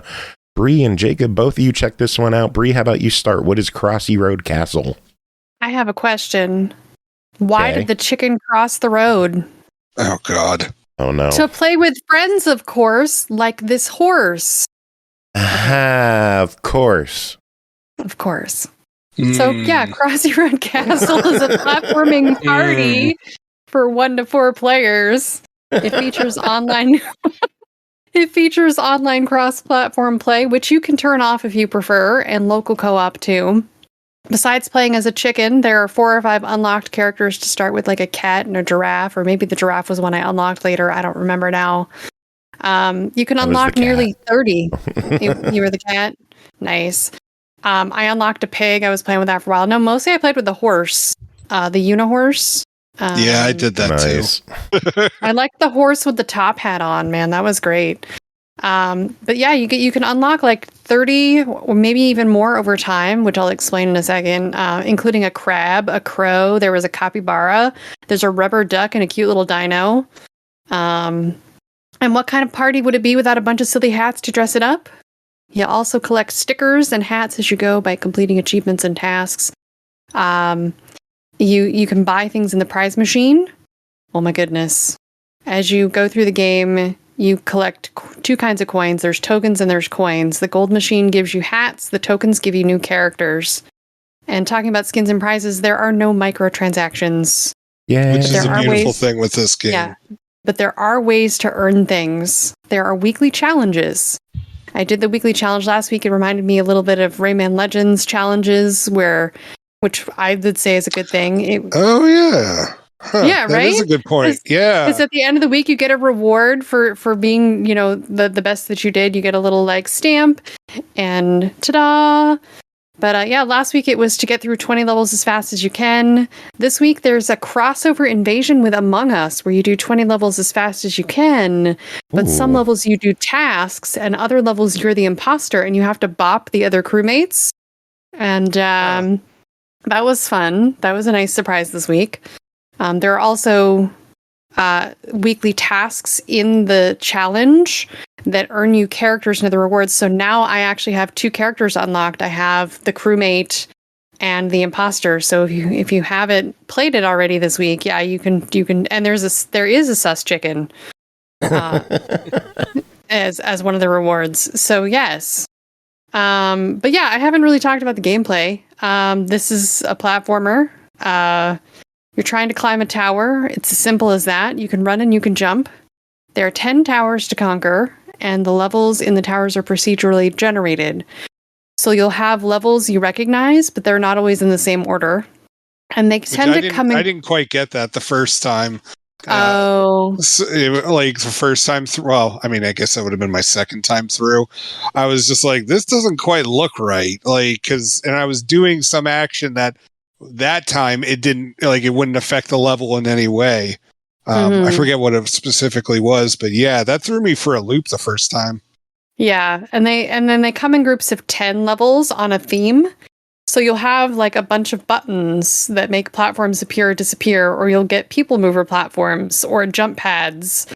There's different themes. There'll be in the construction world.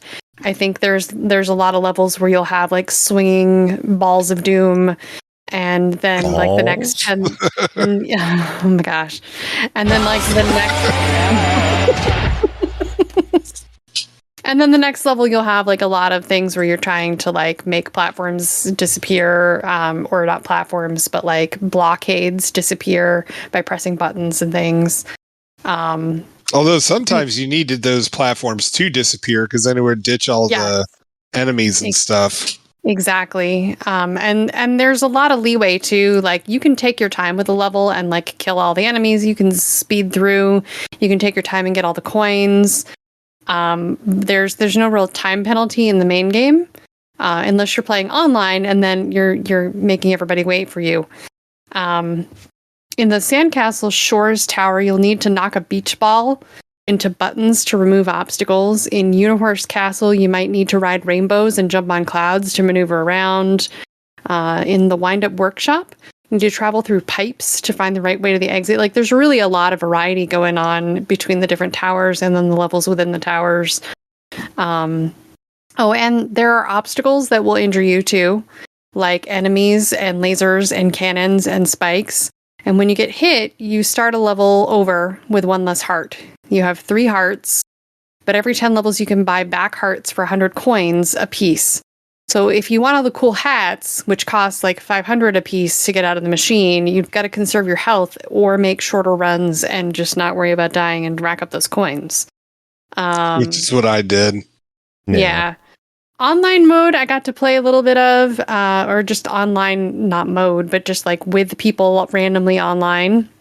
It actually felt harder to me because I had a hard time keeping track of my horse. But I had a fun time playing with the other people. It was the first time I actually got to a boss was when I was playing online, which was really cool. Nice. I got to the second bird boss. Yeah, the one that's laying little bombs and stuff. Yeah, feathers everywhere. Mm-hmm. I think can't tell if I can't remember if I beat that boss or if I just got to the boss, but I know I got to the second version of it. Yeah. I think he stopped. I would say the music was funky and fun. The graphics. I didn't even talk about the graphics. Are a cute voxel art. I don't know. This game was very addicting. It can play casually, or you could spend hours doing runs. Jacob, tell me your thoughts.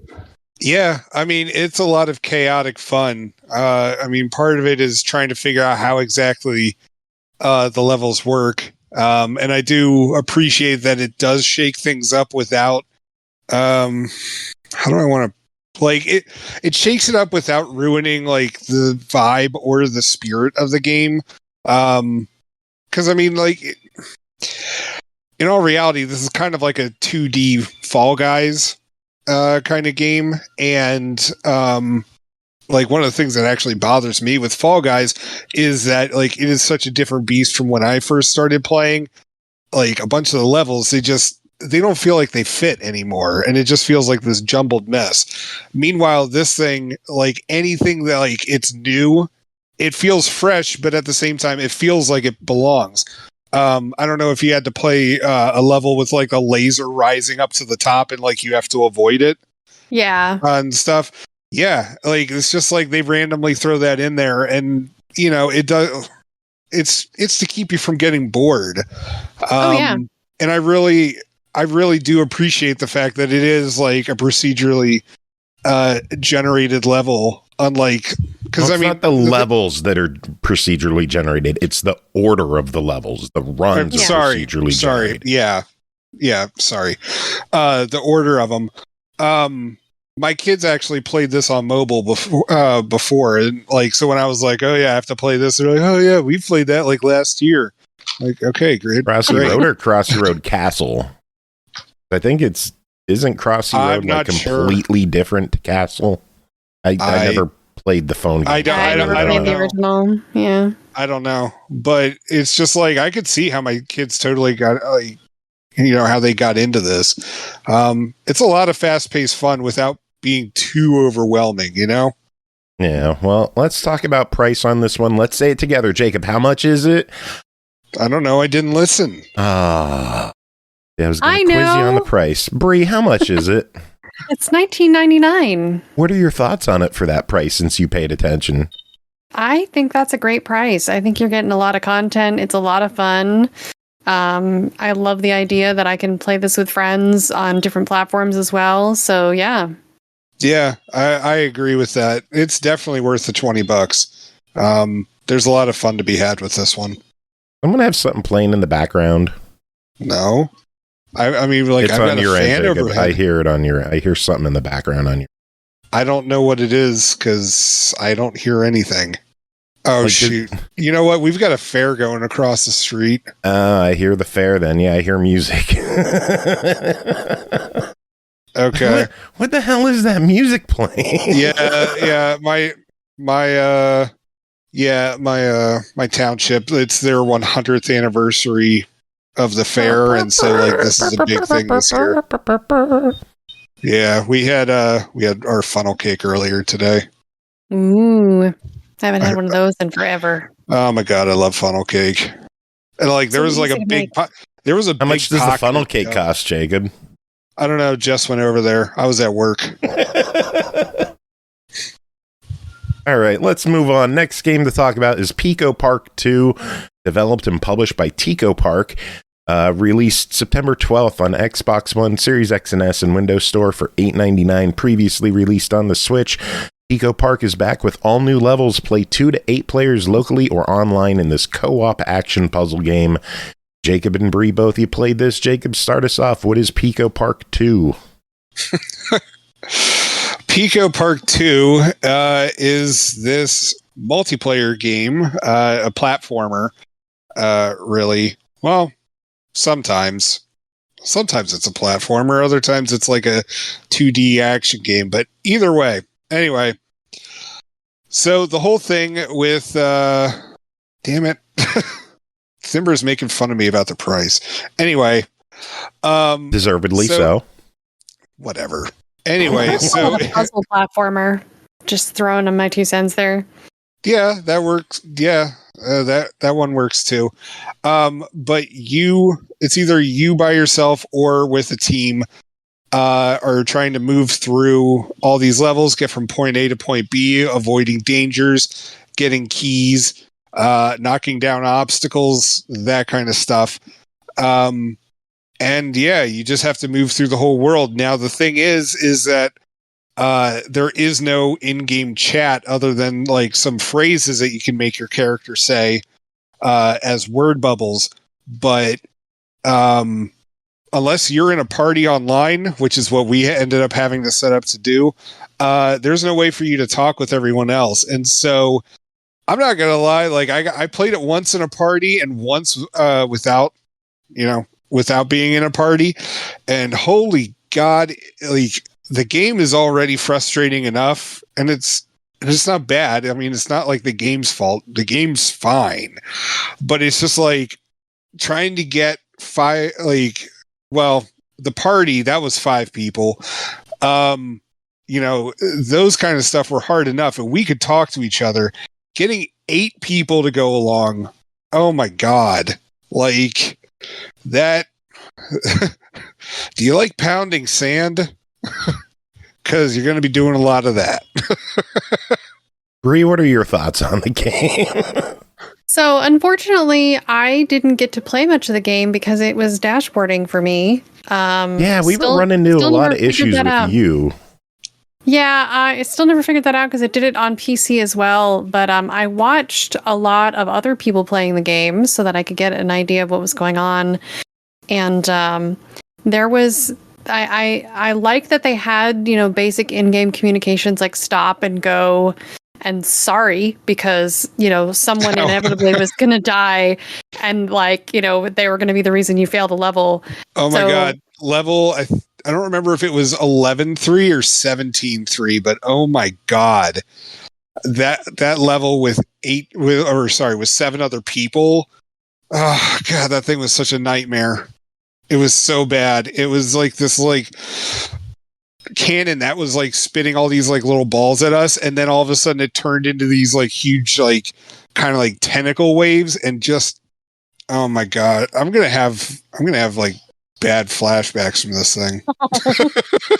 But you know, playing in public lobbies with that communication, and I did get a little bit of time doing that, and it was I could see immediately where it would be easier to have people in a party to talk to try and understand how to get people to move right, because you have to like stack people on top of each other and like make a little bridge out of your people very carefully. You have to pay attention to numbers and push boxes on elevators, or not on elevators, but as elevators that like have numbers on them. So you'll need 2 people to press you know, certain buttons, and then you need 2 people minimum to be able to push a box because it's too heavy.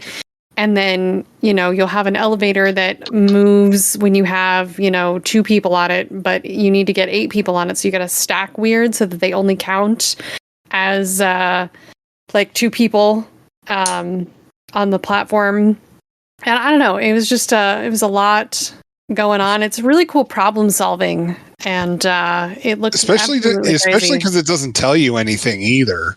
No, like you have to figure out what is wrong with each of these levels for you to solve. Mm-hmm.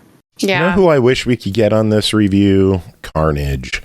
Because he 1,000'd the game. Yeah, he already got the 1K. Yeah. Yeah, I admire the fact that he was able to get 7 other people together to actually do some of these levels and watching some of them. Oh my Lord.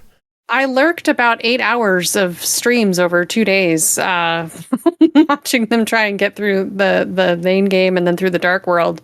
And it was very entertaining, but I really like this one. I just think it's going to be really tough to play it the way it's intended. Yeah, I can agree with that. But let's talk price, Jacob. How much is it? I don't know. $8.99. What are your thoughts? I didn't listen. $8.99. The thing is that it's got online multiplayer. So yeah, all right. I'm cool with that price. It's worth it. Yeah, and your thoughts? Even with the dashboarding issues I had, I'm willing to give it another shot. I know that there's some updates. I mean, this is like a 2-person dev team too. Like this is an impressive game. I didn't know that. Yeah. I would still say buy it, even though I had some issues with it. I have a feeling we'll be able to sort those out eventually. So yeah. All right, sounds good. Moving on, next game, Hidden Cats in Berlin, developed by Nukearts Studio, published by Silesia Games, released September 17th, Xbox One, Series X and S for $3.99. Take a little pleasant trip through a big and lovely illustration. Start with a monochrome scenery and fill it in with color. Kick back, relax, and find all the cats to reveal the final colorful landscape. Bri, you check this one out. Tell us about Hidden Cats in Berlin. More meows than ever before. Welcome to the Cats of Berlin. Your verdict is.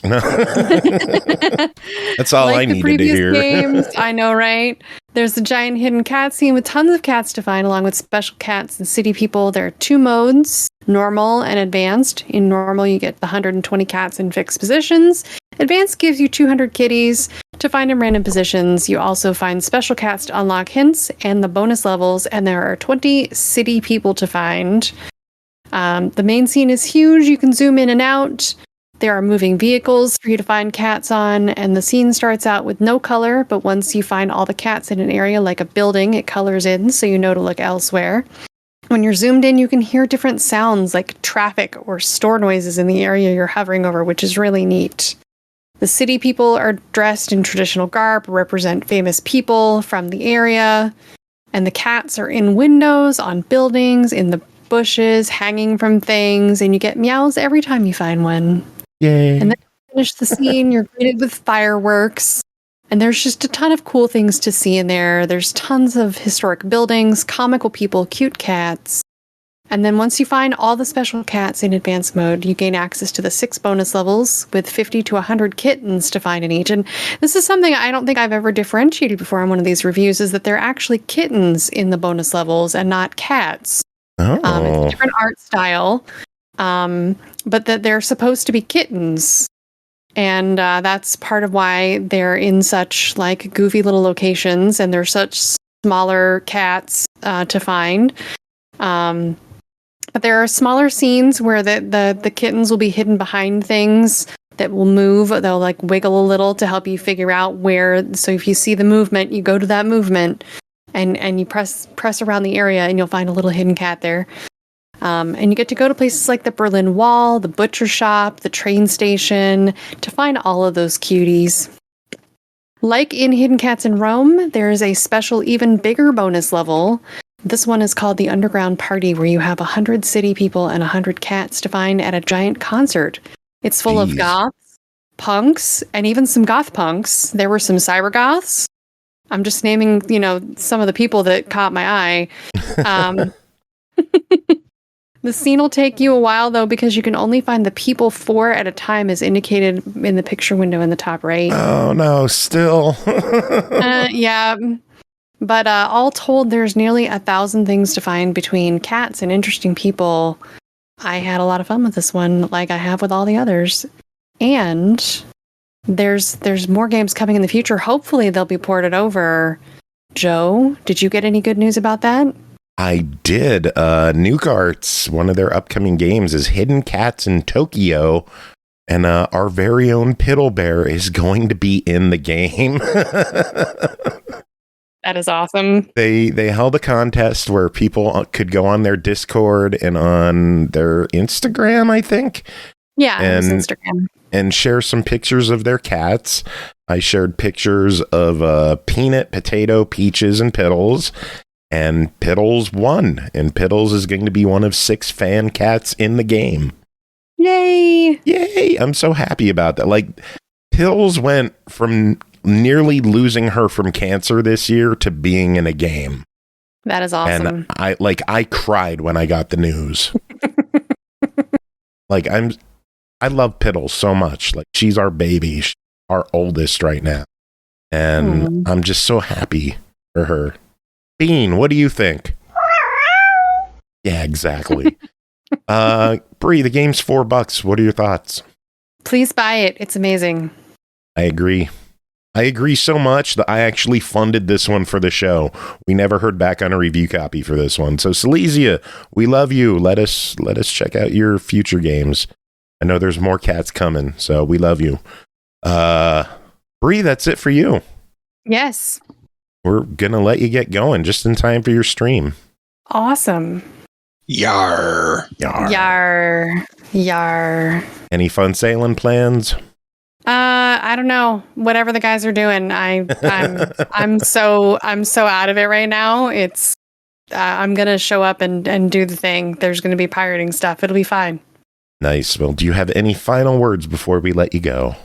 Well, I know I was talking about being a trash goblin earlier, but next week, you guys should all try being like me. You should be like a caterpillar. Eat a lot, sleep a lot, wake up beautiful.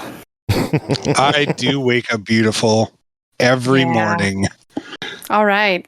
Well, you guys have a good one. Take care. All right. See Take care, Bri. Peace. Next game, Farmer Survivors, developed and published by AFIL Games, released September 25th on Xbox One, Series X and S, PS4, PS5, Windows Store, and Steam for $4.99 per platform. In Farmer Survivors, the excitement of arcade blends with the unpredictability of roguelike games. Each playthrough is unique, with elements of randomness for abilities and items. With each new wave, you'll face increasingly stronger and larger quantities of enemies, testing your survival skills to the limit. Jacob, what is Farmer Survivors? So Farmer Survivors is the latest of this Survivors genre that AFIL is releasing. And this time you're playing as this farmer who all of a sudden you just have all these like rogue animals, and I don't know what most of them are. Like, I guess they're fantasy creatures or something. But the pixels never really make it clear. Or the sprites never really make it clear as to like what I'm supposed to be fighting against. And unlike Vampire Survivors, there's no guide as to like what you're fighting. So it's kind of whatever. But anyway, so you are this character and you have to choose at the very beginning, you have to choose what weapon you're going to use, one buff that you'd like, and like, I guess like a helper item or something. Usually it's just 2 types of food. And yeah, you move through these levels. There's a predetermined amount of like characters per wave, and you just have to survive each wave's onslaughts. Now, the next wave won't come just because you've killed all of the previous wave. It's a timed thing sometimes. And so it very well could be like 30 seconds after the first wave starts, here comes the second wave. So you better be able to run quick through the level and kill everybody. And I'm not going to lie, the game keeps you on your toes. It's pretty entertaining. It's, in terms of looks compared to other ones of this kind of genre, it's a little bit more on the forgettable side, and the bosses are very basic. Pretty much once you've figured out their patterns that they move in, they're toast. It's like none of them are ever feel like just this like huge war of attrition. It's really just, can you figure out the pattern and can you dodge it quick enough? So in that regard, it's a little bit disappointing because the bosses really aren't that. Actually, I'm not going to lie. The game really isn't that much of a challenge from what I found. But the thing is that if you just want to if you want to fuck shit up for 15 or so minutes, with increasingly more difficult enemies and like a nice variety of weapons, this isn't so bad. All right, well, you recently enjoyed their Andromeda Survivors. How does this compare to that one? This one is more basic. There is more of a feeling of randomness to it in terms of like the items that you get, but it's very wash, rinse, repeat. Gotcha. And it I don't know if it so much suffers because of that, because the thing is, it's a competently made game. It's fine for what it is. It just doesn't get me jazzed like Andromeda Survivors did. Gotcha. Well, it's $5. What's your verdict? I'd still recommend it for $5. It's definitely entertaining. And currently it's sitting at 2,000 gamer score for all you achievement hounds out there. So I'd say it's worth picking up for $5. Cool. It's $5 on Xbox. That gets you Xbox One and Series X and S version. Just one version for the console. And then Windows Store is a separate $4.99 for PC. What are your thoughts on that? Should people get one version, both versions, achievement hunters? Give us your thoughts. If you care about achievements, then yeah, get both. Because I mean, I figure. Actually, it's not even I figure. I know it's a fairly quick completion. But if you're there to just play the game, I just recommend just getting one version of it. Sounds good. All right, next up, Beyond Galaxyland, developed by Sam Enright, published by United Label, released September 24th on Xbox One, Series X and S, Switch, PS4, PS5, and PC for $17.99. Take to the stars in the retro-futuristic adventure RPG Beyond Galaxyland. Spanning the very cosmos, join Doug and his plucky gun-toting guinea pig Boom Boom on an exhilarating planet-hopping journey to save Earth itself. Aki, tell us about your time with Doug and Boom Boom. All right. Doug and Boom Boom in the morning. Oh, God. In this, you play as Doug, and you find one day that some monster chases you, and you fall into a hole and walk into a weird glowing gate thing, because you have very little self-preservation skills, apparently. And you find yourself teleported to Galaxyland, a mega corporation that has decided that to grab people from planets that are about to be destroyed by this weird thing called the End, which infects people and then causes the destruction of the planet. You are immediately teleported to another planet because they have made one for humanoids. And your first instinct is, because again, you have no self-preservation, to go back to Earth. Only problem with this concept? They sent you to basically what amounts to Stone Age time. Like, people there have sharp, pointy fucking sticks. That is the current level of technology on this planet. Woo! Fun! Oh yeah! And there's raptors around. And you have a fucking wooden sword.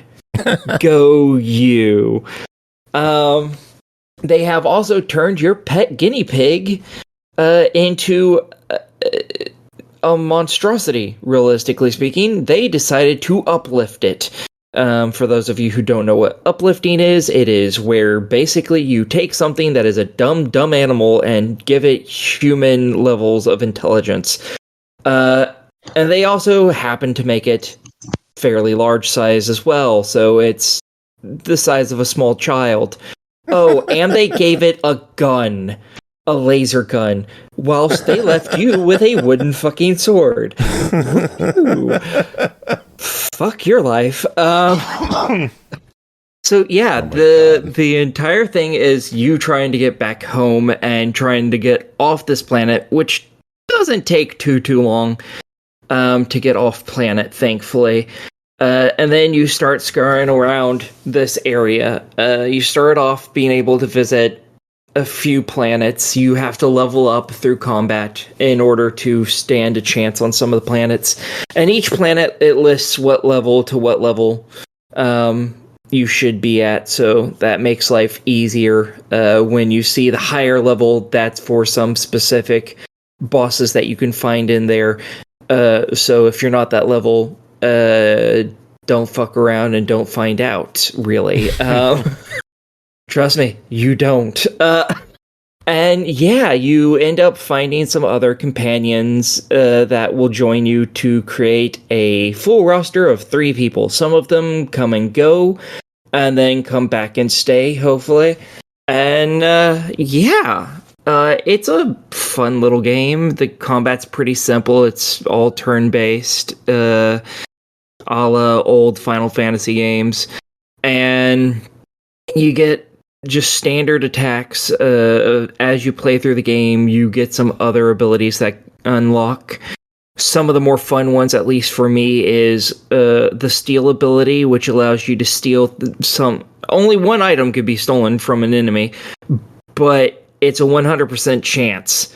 So use it on every boss you come across, basically. Because you can steal special items. They don't drop those items. You can only steal them. Keep someone with steal around at all times. You can thank me later. Then there's also a scan function, which allows you to take a picture of an enemy, which unlocks its HP bar and so on and so forth. You can take pictures of enemies before combat as well, so you don't have to use this during it.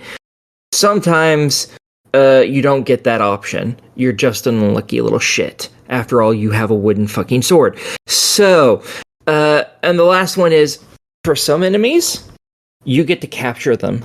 And if you actually succeed at capturing them, you can summon them in the middle of combat to do a special move of their own. Each enemy has its own special move that you can make it do. Some of them have multiple. Some of them are actual attacks. Others are either helping or hindering you or enemies. So one might have, like, its first level ability might be casting slow on an enemy. Its last level ability might be casting slow on all of the enemies in combat, whereas others might be, it does a lunge attack at one enemy. So you get to end up getting a whole bunch of those if you actually collect them all, as I have been doing because I'm compulsive. And yeah, there's a lot of little fun things you can do for little side stuff. Like there's a racing minigame where you get on a hover bike and then later on in your spaceship, which are kind of fun. I've gotten the highest marks on all of those, and some of them are a real pain in the ass.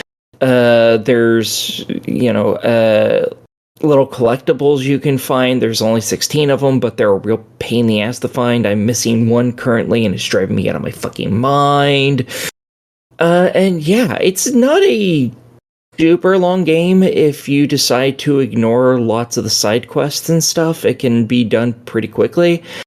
However, you're gonna be regularly kind of underpowered if you're doing that. So I suggest, like always, doing every single side quest that pops up, because why not kick everything's ass and be higher level than is necessary? Make it a walk in a park for yourself. Don't struggle. And yeah, that's really all there is to say about the game. I don't want to give too much about the story away, so. Cool. Well, it clocks in at $18. What are your thoughts on Beyond Galaxyland? That is a weird price point, but totally worth it. I think if you like RPGs, you're gonna have fun with this. It's a really fun little game. What was the price point? $18. Oh, okay. Because I listen. I didn't, so that's why I noticed. I asked. But then you made the comment about price point, and I was like, oh, I wonder what it is.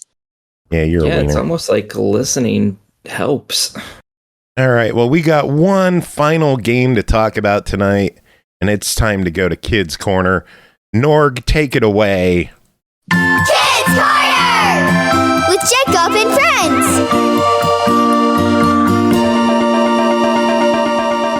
New sound effects, yay! And you didn't get to hear them.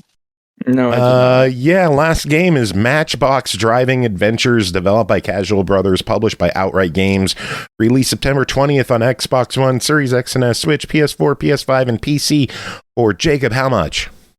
I don't know. $40? Yes, $39.99. Good job.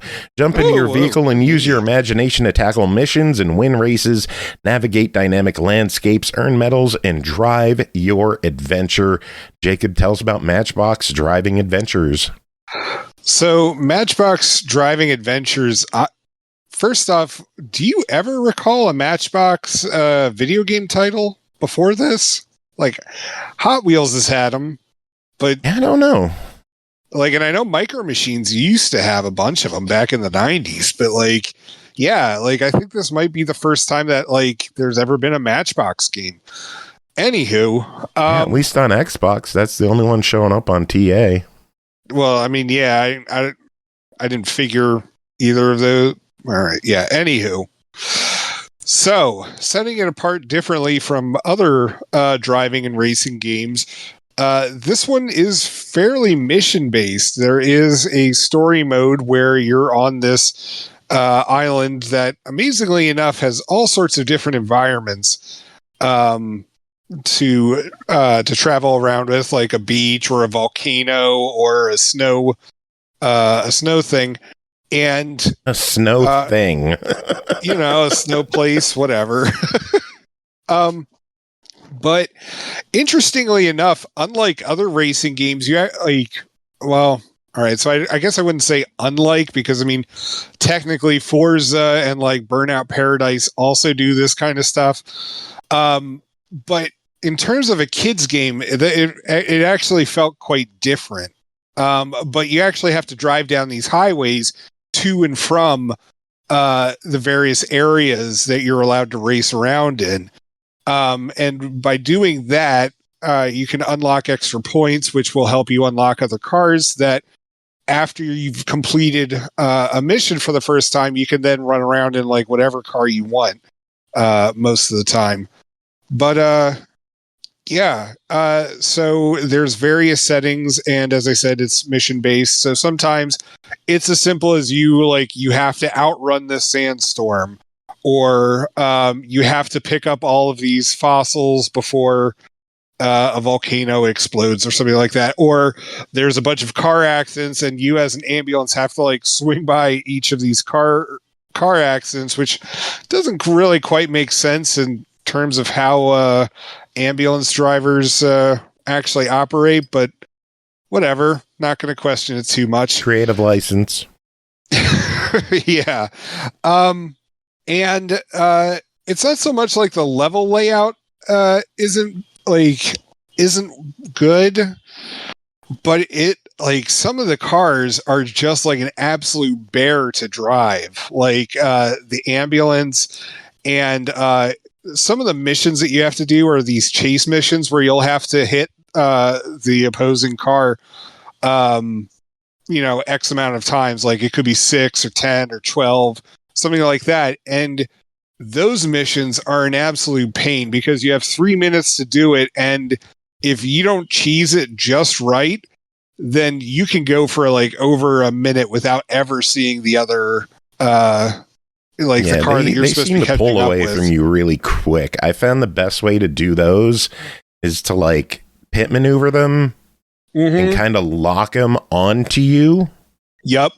And then it just hits them over and over. And that was the best way to do those. Pretty much, that's exactly it. You have to do the pit maneuver, and then just like, as you said, they become locked to you. And feather the accelerator to just keep him on the side of you, but not turning him completely. Yeah, and then on the plus side, then you're then you get like almost infinite boost at the same time. Yeah.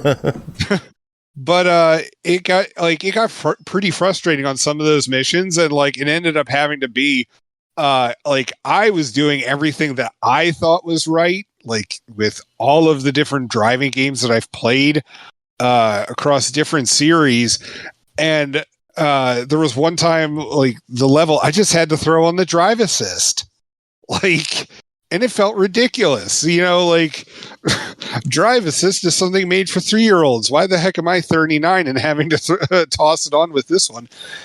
And I swear to you that, like, once I threw on drive assist, I won that level, and I was like, this is I gotta say, the driving assist didn't always work out for me. No! If you're in the city, that thing is absolutely awful, and it will direct you through so many different areas that, like, you're just like, why are you taking me this route? Like, you've just made my route like 3 times faster, and now I've lost out on one of the things that spawns every 30 seconds. Oh, man, like, there is a lot in this game that I like. Like, some of the level designs are absolutely gorgeous. And it's the kind of stuff that I wish I would have seen in like the Hot Wheels Unleashed titles that Milestone did. This one's definitely more on the right track for like creating like the levels that we played around as a kid, or like from the imagination perspective of a kid, as opposed to like if I, you can dream it, you can build it kind of thing.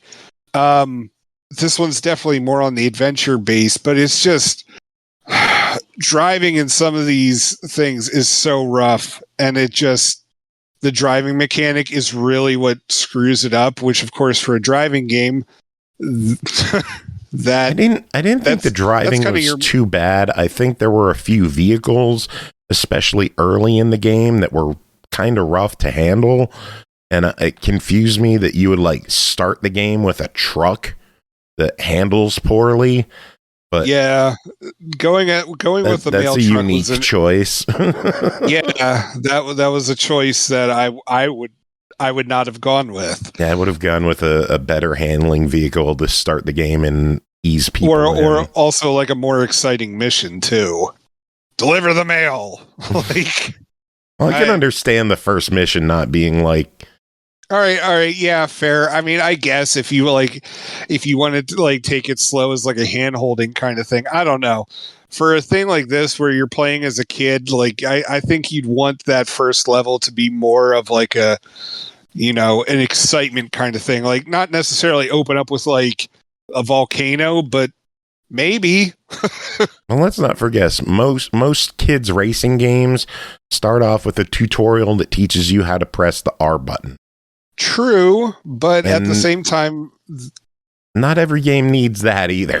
So yeah, so the fact that they started off with an actual mission instead of press the trigger to accelerate, press the other trigger to slow down. Wow, mind blown. Also, I thought it was real hard to drift in this game. Like, depending on the vehicle, yeah. I think honestly, like, it probably works better for kids' hands, but like, I really, it's a running joke on the Outright Discord about my sausage fingers, but it's just like, I really wish that that some of these racing games would be like, oh, you're an adult, let's give you the controls that you're used to, that we know that you're used to. That would require so much more extra work to like put two different driving engines in a game. Fair. Yeah, so as this one stands at $40, what are your thoughts on it?